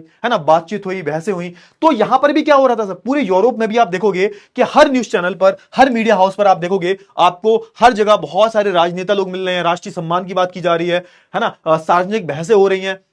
तो ये सारी चीजें आपको जो है प्रथम विश्व युद्ध के टाइम पर जो है देखने को मिलेंगी। क्लियर हुआ? हाँ ना, फटाफट से बताओ, इतनी चीजें क्लियर हुई, इतनी चीजें क्लियर हुई। अच्छा, अब यहां पर एक चीज और, एक गलत अफवाह फैलाई जाती थी। गलत अफवाह क्या फैलाई जाती थी, यहां पर यह फैलाया जाता था कि भाई जो मीडिया वाले लोग हैं, जो मीडिया वाले लोग हैं, जो समाचार वाले लोग हैं, आप देखोगे ये फैलाया करते थे, ये लोग क्या फैलाया करते थे, ये लोग गलत चीजें फैलाया करते थे, गलत अफवाहें फैलाया करते थे। हमारे मीडिया वालों ने भी तो गलत अफवाहें फैलाई थी। याद करो कि भैया हमारी जो इंडियन आर्मी है उसने कराची को कब्जा लिया है, पोर्ट तबाह कर दिया, हमारी सेना अंदर घुस गई। तो ये क्या थी, ये गलत न्यूज़ें थी जो हमारे मीडिया हाउसेस ने फैलाई थी। आपने देखा होगा, है ना, ये बहुत सारा चला था, बहुत ज्यादा काफी लोगों ने मीडिया हाउसेस पर क्रिटिसाइज भी किया उनको, कि इन्होंने गलत गलत खबरें फैलाई। आपने देखा होगा, ये सारी चीजें देखी होंगी आपने, कि आप देखोगे कि अलग अलग मीडिया हाउसेस थे, वो कुछ भी गलत सलत जो खबरें हैं उसको फैलाकर मिसलीड कर रहे थे। तो यहां पर भी यही हो रहा था कि आप देखोगे जो मीडिया वाले जो हैं वो क्या बताते थे, वो ऐसा बोलते थे कि जो सैनिक है ना, इनकी जिंदगी जो है वो बहुत ज्यादा रोमांचक है। और कहां पर सर, खंदक में। सर खंदक क्या होते हैं, खंदक क्या होते हैं। अब ये जो सैनिक जो थे जब लड़ने जाया करते थे सर, ये कोई घर में नहीं रहते थे, ये कहां पर रहते थे सर, ये गड्ढों में रहा करते थे। इसको हम बोलते हैं खंडक। इनको हम इंग्लिश में क्या बोलते हैं, ट्रेंचेस बोलते हैं। इंग्लिश में क्या बोलते हैं इनको इंग्लिश खंदक को बोलते हैं ट्रेंचेस। इनका मतलब होता है गड्ढे, गड्ढे जो गहरे गहरे गड्ढे होते हैं। देखोगे कैसे होते हैं, आपने देखा होगा, बॉर्डर मूवी देखी है तुमने, किसी ने बॉर्डर मूवी देखी है, जल्दी से बताओ फटाफट से। बॉर्डर मूवी में आप देखते होगे ये क्या है सर, ये खंदक में ही खड़े हुए हैं, देखो ध्यान से देखो फटाफट से, है ना। तो आप देखोगे कि ऊपर जमीन है लेकिन ये लोग कहां है, नीचे हैं, गड्ढे, गड्ढे में है, खंदक में है। तो आप देखोगे इसी में छुप छुप कर जो है क्या करते हैं, गोलियां वगैरह चलाते हैं। इसी खंदक में आप देखोगे सोते हैं, इसी खंदक में रहते हैं। अब सोच के देखो कि हजारों सैनिक हैं इसमें, हजारों सैनिक है, किसी को गोली लगी, कोई मर गया तो वो इसी खंदक में जो है मर जाएगा, फिर वो सड़ने गलने लगेगा, फिर कीड़े पड़ जाएंगे उसमें, चूहे वगैरह घूमते रहते थे, खाना था नहीं। तो यहां पर मीडिया वाले ऐसे दिखाते थे कि जो खंदक है ना, ये बड़े बड़े गड्ढे हैं जिसके नीचे सैनिक रहते हैं, लड़ते हैं, तो उनकी जो जिंदगी है बहुत ज्यादा रोमांचक है, मजा आता है इन्हें। लेकिन असल मायने में ये जो जिंदगी हुआ करती थी वो बहुत ज्यादा दर्दनाक हुआ करती थी, बहुत ज्यादा घिनौनी हुआ करती थी, है ना। आप देखोगे ना, यहां पर क्या होता था, यहां पर आप देखोगे लाश खाने वाले चूहे थे जो क्या कर रहे थे। आप सोच के देखो, किसी को गोली लगी, है ना, मैं ऐसे लड़ रहा हूं, है ना, मान के चलो खंदक क्या है, है ना। ये देखो, ये ध्यान से देखो फटाफट से, ये हो चलो कोई बात नहीं, फैल गए यहाँ पे, कोई बात नहीं कोई बात नहीं कोई बात नहीं कोई बात नहीं, चलो ठीक है। जैसे है ना, ये देखो मैं करके दिखा दूं तुम्हें, ये गड्ढा है बहुत गहरा और इस गड्ढे में मैं हूं और ऐसे करके लड़ रहा हूं मैं, ऐसे करके क्या हूं, फिर ऐसे नीचे हो जाता हूं मैं, क्या हूं, ऐसे करके लड़ रहा हूं मैं, ठीक है। तो बहुत गहरे गहरे खंडक खंडक है, 6-6 फुट के 7-7 फुट के बहुत गहरे गहरे क्या है गड्ढे बने हुए हैं, उसी के अंदर जो है ये सैनिक जो है लड़ रहे हैं ऐसे करके, ठीक है। अब सोच के देखो, किसी को गोली लगी, अब गोली लगी कहां गिरेगा वो, अब गोली लगी तो उसका दाह संस्कार कहां होगा, युद्ध में उसका दाह संस्कार थोड़ा होगा, तो युद्ध में उसका दाह संस्कार होना नहीं है, तो वो कहां गिरेगा, गड्ढे में गिरेगा। अब गड्ढे में जब वो गिरेगा तो बेचारा वो मर जाएगा और उसकी लाश जो है वहीं सड़ जाएगी। और वहां पर ऐसा क्या, वहां पर क्या होगा, अब जब लाश सड़ेगी, बदबू आएगी, चूहे आएंगे, कीड़े पड़ेंगे और वहां पर बीमारियां भी फैलेंगी, और भी सैनिक हैं। तो आप सोच के देखो, हजारों हजारों सैनिक जो हैं इन खंदकों में मर जाते थे, इनकी लाशें सड़ती थी और इन्हीं लाशों के बीच में बाकी के जो जिंदा सैनिक हैं उनको रहना पड़ता था। समझ रहे हो बोल क्या रहा हूं मैं, समझ रहे हो बोल क्या रहा हूं मैं। तो सोच के देखो इनकी जिंदगी कितनी ज्यादा दर्दनाक रही होगी। तो यहां पर वही बोला जा रहा है कि होता यह था कि भाई जो सैनिक थे, है ना, वहां लाशों के बीच में रहा करते थे और इन लाशों को चूहे भी खाया करते थे। और सोच के देखो, कभी कभी ऐसे भी हुआ करता था कि जो सैनिक हैं, जब वो बेचारे भूखे हुआ करते थे, खाना नहीं था, तो इन चूहों को ही मार के खा लिया करते थे। हाँ, ऐसा बहुत बारी हुआ है, आप बहुत सारी मूवीज देखना कि भाई जब खाने की बहुत ज्यादा कमी पड़ती थी तो मजबूरी में आके ये जो चूहे थे, चूहे को पकड़ पकड़ के खाया जाता था, चूहे को पका पका कर खाया जाता था, ऐसे करके जो है ये लोग जिंदा रहा करते थे। तो ये जो जिंदगी थी इनकी बहुत ज्यादा मुश्किल थी। सोच के देखो, बहुत सारे दोस्त लड़ने गए हैं, है ना, किसी का दोस्त खत्म हो गया, उसका दाह संस्कार भी नहीं कर सकते, वो मरा हुआ दोस्त है, उसकी लाश जो है सड़ रही है। तो ऐसी परिस्थितियों में जो है इन सैनिकों को बेचारा रहना पड़ता था। तो यहां पर जो मीडिया वाले दिखाते थे कि इनकी लाइफ, इनकी जिंदगी जो है वो बहुत ज्यादा रोमांचक है, एक एडवेंचरस जिंदगी है इनकी, तो ये सब गलत खबरें थी, ठीक है। ये सारी चीजें आई होप आपको जो है बहुत अच्छे से क्लियर हो गई होंगी। तो ये देखो, ऐसे कुछ खंडक जो यहां पर हुआ करते थे। क्लियर हुआ? अगला क्वेश्चन करो फटाफट से, जल्दी से। इतनी चीजें क्लियर हुई आपको, इतनी चीजें क्लियर हुई आपको, फटाफट से बताइए, इतनी चीजें क्लियर हुई आपको? बहुत ही बढ़िया, बहुत ही बढ़िया, बहुत बढ़िया बेटा। 15 मिनट और पढ़ाऊंगा, बस 15 मिनट और पढ़ाऊंगा, उसके बाद फिर मैं क्लास खत्म कर दूंगा। तेरी कसम, अरे 15 मिनट और पढ़ लो। एक घंटे देखो, 1.5 घंटे तो वैसे भी डेली पढ़ाता हूं मैं, ना। 15 मिनट और पढ़ लो। अरे मेरे प्यारे बच्चे, अरे मेरे लाल, अरे मेरे नीले, अरे मेरे पीले, थोड़ा सा पढ़ लो। पढ़ाई के अलावा तुम्हें हर चीज अच्छी लगती है। चलो ये वाला करो फटाफट। द्वितीय विश्व युद्ध का तत्कालिक कारण क्या था? हिटलर का ऑस्ट्रिया पर आक्रमण। कल मैंने बताया था इसका कारण, कि सबसे पहले तत्कालीन एकदम से कारण क्या था, क्या कारण था कि एकदम से द्वितीय विश्व युद्ध शुरू हो गया था, कल ही मैंने बताया था।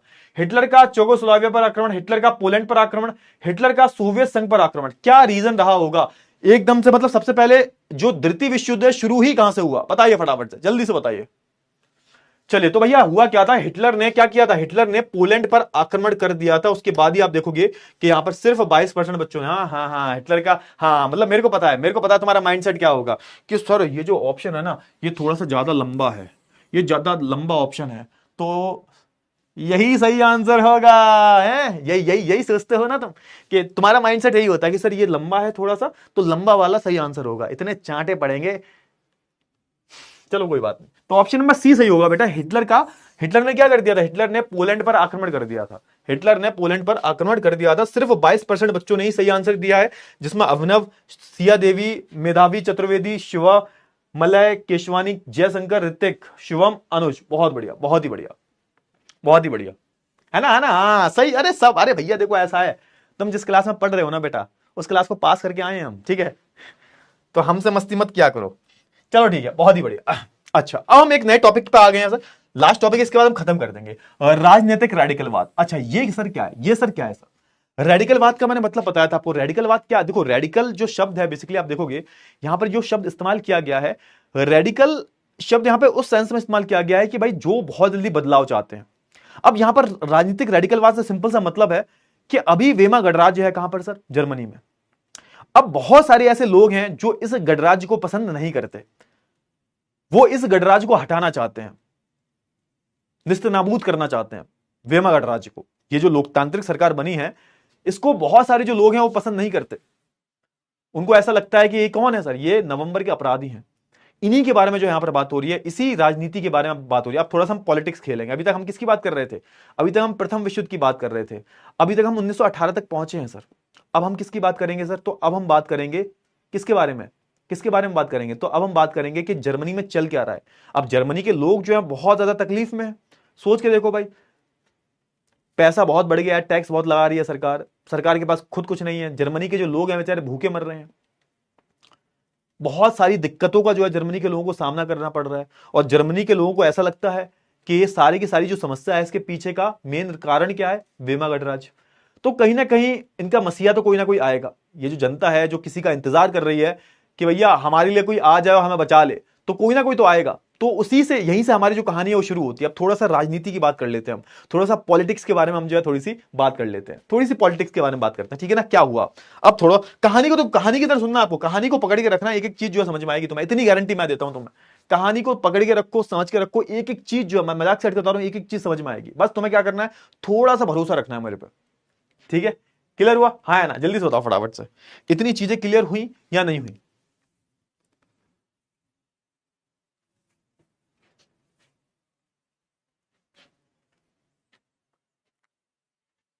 चलिए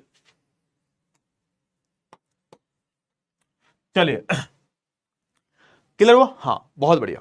अच्छा अब यहां पे थोड़ा सा, अब सुनो सुनो, थोड़ा सा यहां पर, थोड़ा सा यहां पर ध्यान देना, कहानी को जोड़ के चलना कि जब हुआ क्या था कि जब वीमा गणराज्य की स्थापना हुई थी, मतलब जब जर्मनी में लोकतांत्रिक सरकार बनी थी, उसी समय आप देखो कब बनी थी, याद करो, याद करो कब बनी थी? 1918 में। 1918 में क्या हुआ है सर? 1918 में वीमा गणराज्य की स्थापना की गई थी। अब इसी दौरान अगर आपको थोड़ा सा याद होगा, पिछले चैप्टर में चलते हैं। कौन सा चैप्टर सर, बताइए ना, कौन सा चैप्टर है? थोड़ा सा चैप्टर पीछे करो, पीछे पीछे पीछे जाओ, बिल्कुल पीछे जाओ, कि सर हमको पिछली क्लास का तो याद ही नहीं है। कोई बात नहीं, हम याद दिला देते हैं तुमको, हम याद दिलाते हैं तुमको। पिछले चैप्टर में तुमने क्या पढ़ा था सर? रूसी क्रांति पढ़ी थी, रूसी क्रांति, है ना? तो 1918 में एक चीज और हुई थी सर। 1918 में आप देखोगे अक्टूबर क्रांति हुई थी या नहीं हुई थी? अक्टूबर क्रांति। और अक्टूबर क्रांति में क्या हुआ था सर? जल्दी से बताओ, अक्टूबर क्रांति में क्या हुआ था? पूरे रूस में समाजवादियों का वर्चस्व छा गया था। समाजवादियों का वर्चस्व छा गया था। यह हुआ था या नहीं हुआ था? लेनिन भाई साहब जो थे, इन्होंने क्या किया था? लेनिन जो है हमारे, ये क्या चाहते थे? ये चाहते थे कि जो अंतरिम सरकार है इसको हटाकर एक समाजवादी सरकार बनाई जाए रूस में। तो ये एक तरफ रूस में क्या चल रहा है, एक तरफ रूस में जो है रूसी क्रांति चल रही है, और जब रूसी क्रांति चल रही थी तो इससे प्रभावित होकर, ध्यान सुनना बोल क्या रहा हूं, एक तरफ रूस, एक तरफ जर्मनी में क्या हुआ? जर्मनी, एक तरफ जर्मनी में वीमा गणराज्य बना है 1918 में, प्रथम विश्व युद्ध समाप्त हो चुका है। दूसरी तरफ आप देखोगे जर्मनी में ही बहुत सारे लोग ऐसे थे जो इस रूसी क्रांति से प्रभावित होकर, इन्होंने क्या किया? इस रूसी क्रांति से प्रभावित होकर आप देखोगे इन्होंने क्या किया? इन्होंने बहुत सारी सोवियत को बनाना शुरू कर दिया। सोवियतों को, रूस में सोवियत बने थे ना, बहुत सारे संघ बने थे, मजदूरों का संघ, किसानों का संघ। तो यहां पर जर्मनी में आप देखोगे, जर्मनी में भी आप देखोगे कि रूसी तर्ज पर, रूसी क्रांति से प्रभावित होकर बहुत सारी सोवियतें जो है खुलने लगी, मजदूरों के संगठन, है ना? सोवियत का मतलब बताया था मैंने, याद करो, सोवियत का मतलब क्या था? जो संगठन होते हैं उनको सोवियत बोलते हैं। तो अलग अलग सोवियतों का जो है जर्मनी में निर्माण होने लगा इसी वक्त में। तो यहां पर वही बोला जा रहा है। अब देखो ध्यान से कि जब वीमा गणराज्य की स्थापना हुई तो उसी समय रूस में हुई वॉल्शेविक क्रांति से प्रेरित होकर आप देखोगे जर्मनी में भी, आप देखोगे क्या होता है, जर्मनी में भी एक स्पार्टिस्ट लीग अपनी क्रांतिकारी विद्रोह की योजना को अंजाम देती है। आप सोच के देखो सर, ये क्या था सर? ये एक किसके नाम की बात हो रही है सर? स्पार्टिस्ट लीग क्या थी सर? स्पार्टिस्ट लीग की स्थापना कैसे की गई थी? तो सुनो, यहां पे ध्यान से सुनो बेटा। स्पार्टिस्ट लीग जो थी, इसने क्या किया था सर? तो ये स्पार्टिस्ट लीग जो है ये जर्मनी की ही थी, और ये रूसी क्रांति से बहुत ज्यादा प्रभावित हुए, और इन्होंने सोचा कि भाई जो रूस में हुआ है क्यों ना हम जर्मनी में करते हैं, जो रूस में हुआ है क्यों ना हम जर्मनी में करते हैं।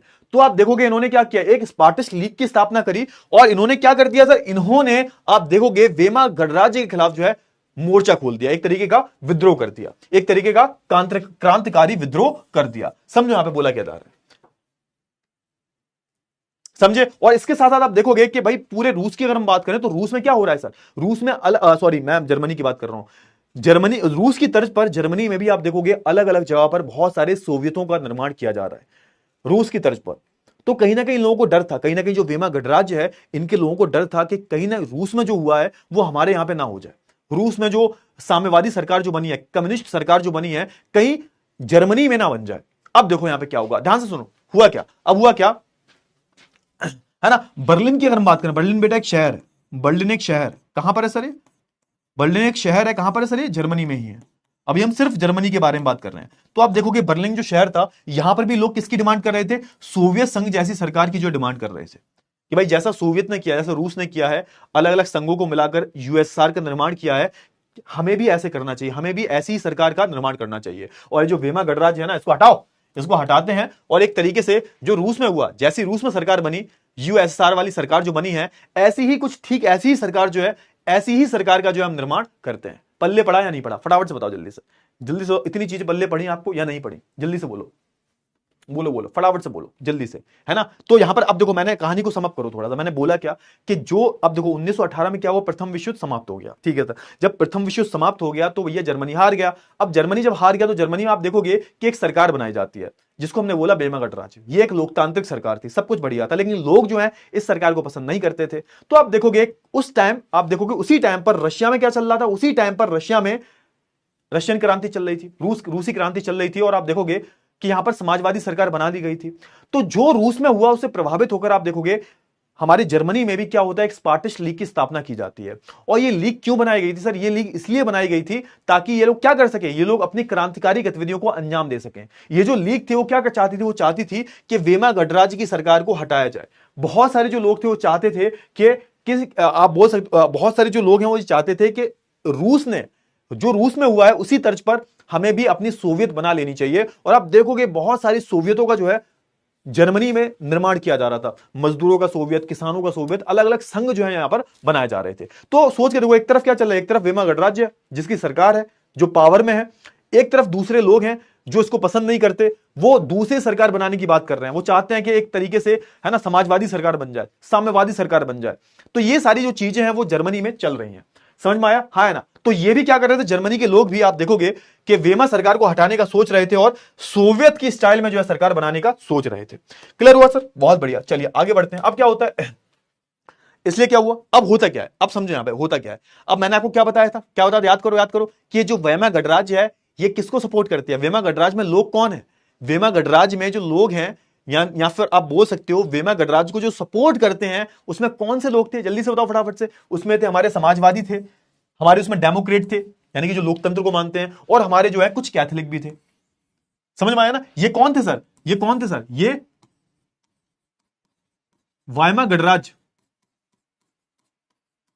को मानते थे, के पक्ष में थे, आप बोल सकते हो। क्या थे सर? ये पक्ष में थे, पक्ष में थे, ये वेमा गणराज्य के पक्ष में थे। कौन पक्ष में था सर?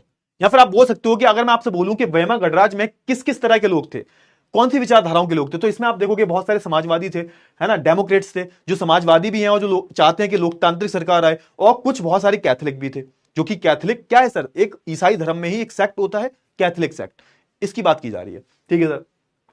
अच्छा, अब हुआ क्या, अब यहां पे बताया जा रहा है कि वेमा गणराज्य बना कैसे, वेमा गणराज्य बना कैसे, यहां पे यही बात की जा रही है कि आप देखोगे इसलिए क्या हुआ, इसलिए समाजवादी, डेमोक्रेट्स और कैथोलिक गुटों ने वेमा में इकट्ठा होकर इस प्रकार की शासन व्यवस्था के विरोध में एक लोकतांत्रिक गणराज्य की जो है स्थापना का फैसला किया। आप सुनो, यहां पे सुनना, ध्यान सुनना, ये बेसिकली कहानी बताई जा रही है कि वेमा गणराज्य की स्थापना हुई कैसे। एक तरफ क्या था भाई, एक तरफ ये था, एक तरफ हमारी जो स्पार्टिश लीग जो है वो बन गई थी, वो सपोर्ट नहीं करती थी इनको, और कहीं ना कहीं दूसरी तरफ क्या था, दूसरी तरफ आप देखोगे कि हमारे समाजवादी हैं, डेमोक्रेट्स हैं और कैथोलिक हैं, ये गणराज्य, ये लोकतंत्र को सपोर्ट करते हैं कि भैया अभी क्या, अभी हम हार गए हैं, तो अब हमें जो है क्या बनाना चाहिए, अब हमें एक लोकतांत्रिक सरकार बनाना चाहिए। तो यहां पे दो गुट बढ़ चुके हैं। एक तरफ एक गुट ऐसा है जो चाहता है कि जो सोवियत जैसी सरकार हमारे देश में बने, एक गुट ऐसा है जो चाहता है एक लोकतंत्र हमारे देश में आए। तो ये जो लोग हैं कहां खड़े होते हैं, तो ये लोग जो इकट्ठा होते हैं कहां पर सर, ये जो लोग हैं ये वेमा में, वेमा एक तरीके का जगह का नाम है। कहां पर है सर वेमा? क्या है सर वेमा? एक जगह का नाम है, एक जगह का नाम है सर। वेमा जो एक जगह का नाम है जो कि कहां पर है सर? जर्मनी में, जर्मनी में। तो ये जो लोग हैं कौन सर? ये समाजवादी, डेमोक्रेट्स, कैथोलिक, ये क्या चाहते हैं सर? ये चाहते हैं कि यहां पर एक लोकतांत्रिक सरकार बने, लोकतांत्रिक सरकार बने सर। कहां पर सर? जर्मनी में, जर्मनी में। तो ये कहां पर इकट्ठा होते हैं सर? ये कहां पर इकट्ठा होते हैं? तो ये वेमा में इकट्ठा होते हैं, ये वेमा में इकट्ठा होते हैं, है ना, इकट्ठा होते हैं। और ये क्या बनाते हैं सर? एक लोकतांत्रिक गणराज्य बनाने का फैसला करते हैं, लोकतांत्रिक गणराज्य बनाने का फैसला करते हैं। ठीक है, क्लियर हुआ? क्लियर हुआ? हाँ है ना, फटाफट से बताओ जल्दी से। अब सुनो, अब मैं थोड़ा समअप कर देता हूं, सुनो देखो, यहां पर बेसिकली बताया जा रहा हुआ क्या। अब प्रथम विश्व युद्ध खत्म हो चुका है, ठीक है ना। अब प्रथम विश्व युद्ध खत्म हो चुका है तो उस टाइम पर रूसी क्रांति भी चल रही है। रूसी क्रांति से प्रभावित होकर आप देखोगे जर्मनी में क्या हुआ, जर्मनी में आप देखोगे बहुत सारे सोवियत बनने लगे। बहुत सारे लोग जो थे मांग उठा रहे थे कि क्या हो सर, बहुत सारे लोग मांग उठा रहे थे कि भैया हमें भी क्या चाहिए, हमें भी सोवियत के तर्ज पर वैसी सरकार चाहिए, हमें एक समाजवादी सरकार, एक कम्युनिस्ट सरकार जो लेनिन ने बनाई थी, जिसमें कोई भी संसाधन किसी के हाथ में ना हो, सारी चीजें सरकार के हाथ में हो। तो ये सारी चीजें मांग कर रहे थे। लेकिन दूसरी तरफ एक गुट और था जो कि समाजवादी था, लोकतांत्रिक था, जो चाहता था कि हमारे यहां पर रूसी वाली जो रूस में सरकार हो, जो रूस में हुआ वैसा कुछ हमारे यहां पे नहीं होना चाहिए, तो हमें एक लोकतांत्रिक सरकार चाहिए। तो इन्होंने क्या किया, इनको डर था, क्या डर था सर, इनको डर था कहीं वैसी सरकार ना बन जाए, कहीं रूसी तर्ज पर यहां पर ऐसा कुछ ना हो जाए, जो रूस में हुआ वो यहां पर ना हो जाए। ये लोग क्या करते हैं, ये लोग इकट्ठा होकर वेइमार नाम की जगह पर इकट्ठा होकर ये क्या करते हैं, एक तरीके से लोकतांत्रिक सरकार बना लेते हैं। और याद रखना, इनको सपोर्ट किसने किया, तो इनको सपोर्ट किया मित्र राष्ट्रों ने सपोर्ट किया। क्योंकि आप देखोगे ना, मित्र राष्ट्र में जो देश थे वो कभी नहीं चाहते थे कि जर्मनी में सोवियत जैसी सरकार बने। क्योंकि आप देखना, ये जितने भी पूंजीपति देश हैं, चाहे मैं ब्रिटेन की बात करूं, फ्रांस की बात करूं, अमेरिका की बात करूं, ये कभी नहीं चाहते। आपको याद होगा, मैंने आपको बताया था जब इनके देश में गृह युद्ध हुआ था, जब रूस में गृह युद्ध हुआ था, तो आप देखोगे दो अलग अलग पार्टी बट गई थी ना। एक तरफ रेड्स थे जो कि बोल्शेविक हैं, एक तरफ कौन थे, दूसरी तरफ आप देखोगे ग्रीन्स थे, व्हाइट्स थे। तो आप देखोगे ग्रीन और व्हाइट्स को कौन सपोर्ट कर रहा था, फ्रांस, अमेरिका, ब्रिटेन। क्योंकि ये लोग नहीं चाहते कि किसी भी देश में समाजवादी सरकार आए, साम्यवादी सरकार आए। तो कहीं ना कहीं हुआ ये कि यहां पर जो हमारे कुछ लोग ऐसे हैं जो नहीं चाहते थे कि रूस के तर्ज पर यहां पर सरकार बनाई जाए, वो लोग क्या करते हैं, वो लोग आप देखोगे इसी के विरोध में वीमा में इकट्ठा हो जाते हैं। और वीमा में इकट्ठा होकर ये क्या करते हैं, एक लोकतांत्रिक गणराज्य की जो है स्थापना करते हैं। इसको ही बोला जाता है वीमा गणराज्य। क्लियर हुआ, समझ में आया नहीं आया, फटाफट से बताओ। और इसी वीमा गणराज्य ने क्या किया था, इसी वीमा गणराज्य ने वर्साई की संधि साइन की थी, और इसी गणराज्य ने नवंबर में शांति समझौता भी किया था। इसीलिए जो लोग थे जर्मनी के, वो इन पर बहुत ज्यादा खिसाए हुए रहते थे जर्मनी के, ठीक है। क्योंकि उनको लगता था कि ये जो गणराज्य बना है, इसी की वजह से हम युद्ध हारे हैं, इसी की वजह से सब कुछ हुआ है। फटाफट से बताओ जल्दी से, इतनी चीजें क्लियर हुई, ठीक है, क्लियर हुआ। चलिए, अब हुआ क्या, वेमा गणराज्य बन चुकी है हमारी। अब हुआ क्या, वेमा गणराज्य सरकार बना ली अपनी, वेमा गणराज्य ने अपनी सरकार बना ली, मित्र राष्ट्रों ने सपोर्ट किया, मित्र राष्ट्रों ने सरकार बनवा दी इनकी। अब वेमा गणराज्य ने क्या किया, वेमा गणराज्य की सरकार बन चुकी है, तो इनके अंडर में जो भी सैनिक थे, जिनको हम क्या बोलते थे, जिनको हम बोलते थे फ्री कोर। फ्री कोर क्या है सर, तो फ्री कोर जो जर्मनी की सेना थी, पुराने जो सैनिक थे इनके, जो प्रथम विश्व युद्ध में लड़े थे, पुराने जो सैनिक है, किसके सैनिक सर, जर्मनी के जो पुराने सैनिक हैं, इनको क्या बोला जाता था सर, तो इनको फ्री कोर बोला जाता था। तो हुआ क्या कि अब बहुत ज्यादा विरोध हो चुका है, किसका विरोध है ना। आखिरकार आप देखोगे कि यहां पे हुआ क्या, आप देखोगे कि हमारी जो वेमा गणराज्य है, वेमा गणराज्य जो है अब इसकी सरकार बन चुकी है। एक तरफ कौन है, स्पार्टिश लीग है। अब स्पार्टिश लीग की अगर मैं बात करूं तो ये क्या है सर, स्पार्टिश लीग क्या है, ये चाहती है एक तरीके से साम्यवादी सरकार बनाना, जो रूस में हुआ वो सेम चाहती है। अब ये लोग विद्रोह कर रहे हैं भाई, ये लोग विद्रोह किसका कर रहे हैं सर, किसका विद्रोह कर रहे हैं, ये विद्रोह कर रहे हैं सर किसका, वेमा गणराज्य का, वेमा गणराज्य का विद्रोह कर रहे हैं। समझो यहां पे हुआ क्या, अब हुआ क्या, यहां पे हुआ क्या, एक तरफ है हमारे कौन, एक तरफ हमारे वेमा गणराज्य सर, वेमा गणराज्य एक तरफ। समझो यहां पे बच्चे बहुत ज्यादा कंफ्यूज होते हैं, बाकी तो बहुत हलवा है पूरा चैप्टर। एक तरफ वेमा गणराज्य है, दूसरी तरफ कौन है सर, दूसरी तरफ कौन है सर, स्पार्टिश लीग है सर। ये कौन है सर, ये लोकतांत्रिक है, लोकतांत्रिक है ना। और ये क्या है सर, ये सोवियत टाइप, ये सोवियत टाइप जो है सरकार बनाना चाहते हैं, एक तरीके की आप बोल सकते हो, है ना, साम्यवादी सरकार बनाना चाहते हैं, साम्यवादी सरकार बनाना चाहते हैं रूसी तर्ज पर, है ना, रूस के तर्ज पर, रूस को सपोर्ट करते हैं, है ना, रूस से प्रभावित हैं ये लोग। किससे प्रभावित हैं सर, रूस से प्रभावित हैं, रूस से बहुत ज्यादा प्रभावित हैं ये लोग। अब हुआ क्या, अब सरकार किसकी बनी, सरकार किसकी बनी, सरकार किसकी बनी, सरकार बनी वेमा गणराज्य की, सरकार बनी वेमा गणराज्य की, है ना, सरकार इनकी बन गई, इनकी सरकार बनी। मित्र राष्ट्रों ने मदद की इनकी, जो मित्र राष्ट्र थे जिन्होंने हराया था इनको ही, तो मित्र राष्ट्रों ने मदद की, क्योंकि ये भी चाहते थे कि रशिया के जर्मनी में क्या है, जर्मनी में एक तरीके का लोकतंत्र आना चाहिए। अब हुआ कि इनकी सरकार बन गई, तो इनके अब सरकार इनकी बनी है, तो जर्मनी के जो पुराने सैनिक थे, पुराने सैनिक, जर्मनी के जो पुराने सैनिक थे, जिनको क्या बोलते थे सर, जिनको फ्री कोर बोलते थे, फ्री कोर, फ्री कोर सैनिक जो थे इनके, इनको बुलाया गया और जो ये लोग विद्रोह कर रहे थे, है ना, ये किसका विद्रोह कर रहे हैं? तो ये हमारे जो स्पार्टिश लीग वाले हैं, ये किसका विद्रोह कर रहे हैं? तो ये सरकार का विद्रोह कर रहे हैं कि जो लोकतांत्रिक सरकार बनी है इसको हटाया जाए, इसको बिल्कुल हटाया जाए। तो अब ये जो हमारे स्पार्टिश लीग वाले जो लोग हैं, किसका विद्रोह कर रहे हैं? इनका विद्रोह कर रहे हैं। किसका सर? जो सरकार बनी है। तो इस विद्रोह को कुचलने के लिए किसको बुलाया गया? इस विद्रोह को कुचलने के लिए आप देखोगे फ्री कोर सैनिकों को बुलाया गया और इस विद्रोह को कुचला गया। समझ में आया या नहीं आया? फटाफट से बताओ जल्दी से। अरे भाई बस एंड कर रहा हूं मैं, बस एंड कर रहा हूं, बस एंड है, बस एंड है। समझो इतनी चीज के लिए। हाँ बस एंड हो गया, बस समझ। लेकिन देखो एंड तो कर दूं मैं, लेकिन समझ में आया नहीं आया? देखो तुम्हें अगर समझ में आ गया तो तुम जा सकते हो, तुम्हें अगर समझ में आ गया है तो तुम जा सकते हो, अन्यथा कोई बात नहीं। अभी पढ़ाना तो खैर बहुत था, चलो कोई बात नहीं, एंड करते हैं, कोई बात नहीं। अरे परेशान मत हुआ करो बे, इतने परेशान मत हुआ करो। क्लियर हुआ? हाँ, तो ये जो स्पार्टिश लीग बनी थी, इनकी जो विद्रोह हो रहे थे, इस विद्रोह को कुचल दिया जाता है। किसके द्वारा कुचल दिया जाता है सर? तो इस विद्रोह को भीमा गणराज के द्वारा कुचल दिया जाता है। देखो सिंपल सी बता रहा हूं मैं, देखो जिसको जाना है जो समझ गए। अब देखो मैं आगे कुछ बता नहीं रहा, आगे मैं कुछ नहीं बता रहा, ये कॉन्सेप्ट समझ लो, क्योंकि बच्चों को बहुत कंफ्यूजन होता है।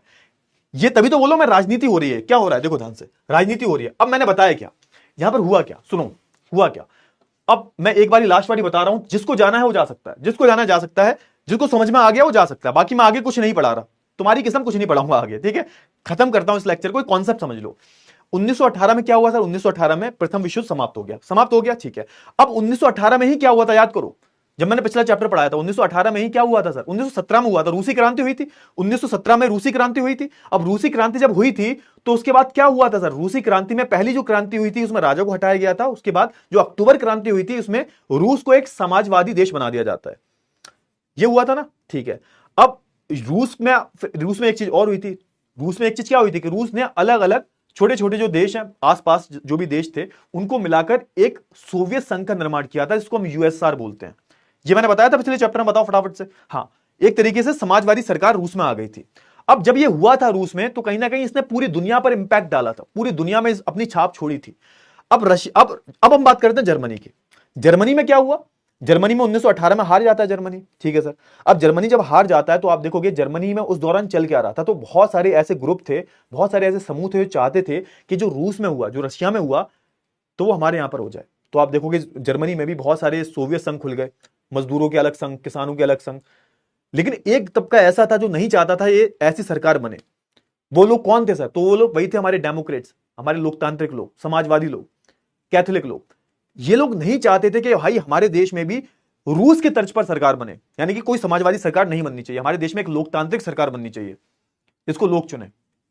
अब इसी तर्ज पर आप देखोगे होता क्या है, इसी तर्ज पर आप देखोगे ये जो लोग हैं वेमा शहर में जाके इकट्ठा हो जाते हैं और एक अपनी सरकार बनाते हैं सर। एक सरकार बनाते हैं, इसको हम वेमा गणराज्य बोलते हैं, वेमा गणराज्य बोलते हैं। जब वेमा गणराज्य की स्थापना की जाती है तो आप देखोगे सरकार बन गई।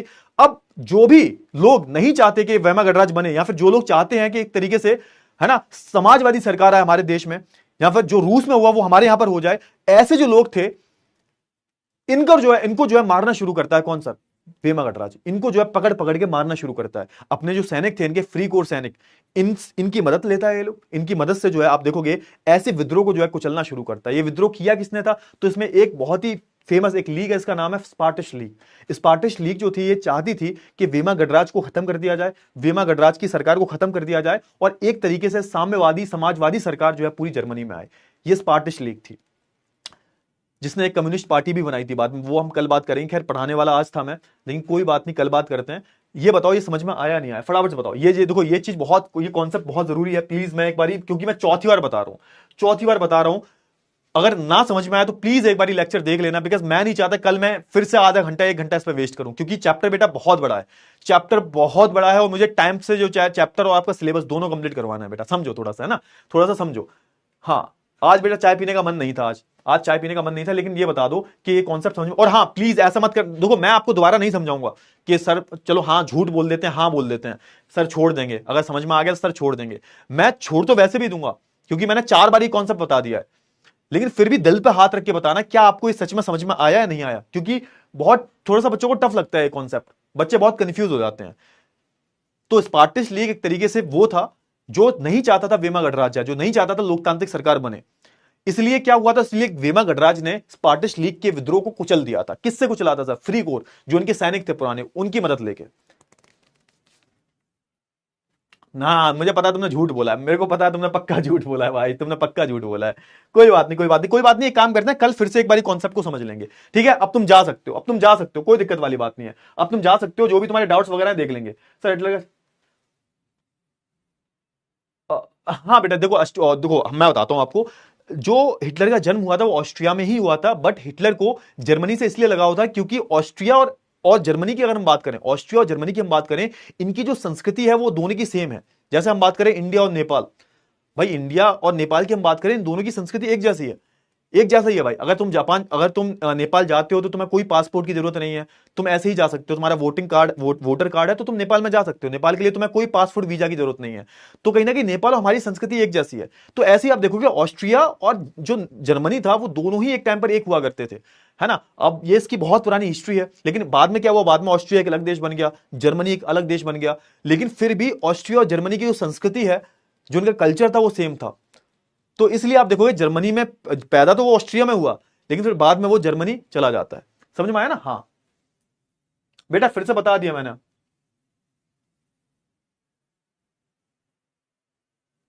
बेटा उस टाइम पर हिटलर जो है बहुत यंग था बेटा, जब द्वितीय विश्व युद्ध चल रहा था, तो उस टाइम पर हिटलर जो था बहुत यंग था। हिटलर राजा वाजा कुछ नहीं बना था, हिटलर जो था एक आम आदमी था उस टाइम पर। प्रथम विश्व युद्ध में हिटलर जो था वो आम आदमी था बेटा, आम आदमी था वो।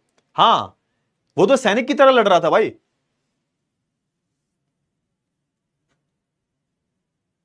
गुटो मतलब, गुट मतलब बेटा समूह, समूह, गुट का मतलब होता है समूह। बेटा फ्री कोर, जो जर्मनी के पास पुराने सैनिक थे, जो जर्मनी के पुराने सैनिक थे, उनको फ्री कोर बोला गया। और एक चीज और, कि जब जब प्रथम विश्व युद्ध होता है जर्मनी पर, एक चीज और थोपी जाती है, क्या? कि जर्मनी जो है अपने पास सेना नहीं रखेगी। जर्मनी भविष्य में ऐसा कुछ ना कर पाए, तो आप देखोगे यहां पर ये जर्मनी को बोलते हैं कि जर्मनी खुद की सेना नहीं रखेगी। तो जर्मनी के कुछ जो पुराने सैनिक थे उनको बोला जाता है फ्री कोर।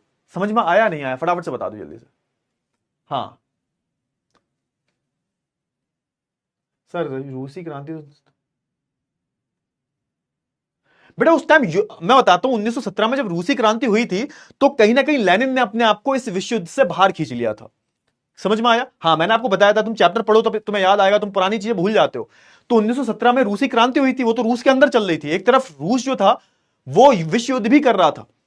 तो 1917 में जब अक्टूबर क्रांति हुई थी रूस में, तो उस क्रांति के बाद हुआ क्या था कि सबसे पहले लेनिन जो थे, उन्होंने इस प्रथम विश्व युद्ध से अपने आप को बाहर खींच लिया था। मैंने आपको बताया तो था यार। हम पिछले चैप्टर की बात क्यों कर रहे हैं? भूल गए क्या? पढ़ाया नहीं था? पढ़ाया तो था, तुम ध्यान से पढ़ते ही नहीं हो। बेटा सोवियत का मतलब होता है समूह। जब हम एक बहुत बड़ा गुट बना लेते हैं, समूह बना लेते हैं, जैसा आपने देखा होगा मजदूरों के यूनियन होते हैं, एक तरीके का सोवियत है। किसानों के यूनियन होते हैं, एक तरीके का सोवियत है। समझ में आया ना? चलिए, बहुत ही बढ़िया, बहुत बढ़िया, बहुत ही बढ़िया। तो एक काम करते हैं, इस क्लास को आज यहीं समाप्त करते हैं भाई। ठीक है, क्लियर हुआ? हाँ, तो आप जा सकते हो। Thank you so much. और जो भी आपके डाउट्स है ना मेरी जान, सुनो मेरी जान, आपके जो भी डाउट्स हैं वो आप जो हम जो है कल अपने करेंगे। मुझे पता है आपको बहुत सारी चीजें समझ में नहीं आई होंगी, बट डोंट वरी, बहुत नॉर्मल है। कुछ टॉपिक्स ऐसे होते हैं जो शायद तुम्हारी उम्र से थोड़े ज्यादा बड़े होते हैं। कोई बात नहीं, मैं एक बारी, दो बारी, तीन बारी, चार बारी समझा समझा के तुम्हारे दिमाग में घुसा ही दूंगा। ठीक है, वो चिंता तुम मेरे पे छोड़ दो। ठीक है ना? क्लियर हुआ ना? हाँ, तो कोई चिंता वाली बात नहीं है, इतनी ज्यादा टेंशन लेने की जरूरत नहीं है। ठीक है ना? कल मिलते हैं, कल मतलब अगली क्लास में मिलते हैं। और अगली क्लास में मैं आपको जो पिछला जो चैप्टर था भारत का भौतिक स्वरूप, उसके भी नोट्स दे दूंगा। ठीक है, क्लियर हुआ? हाँ बेटा, वीडियो कॉल बेटा करूंगा, लास्ट लेक्चर जब होगा तब वीडियो कॉल करूंगा पक्का। ठीक है, क्लियर हुआ? चले तो बाय बाय, टेक केयर।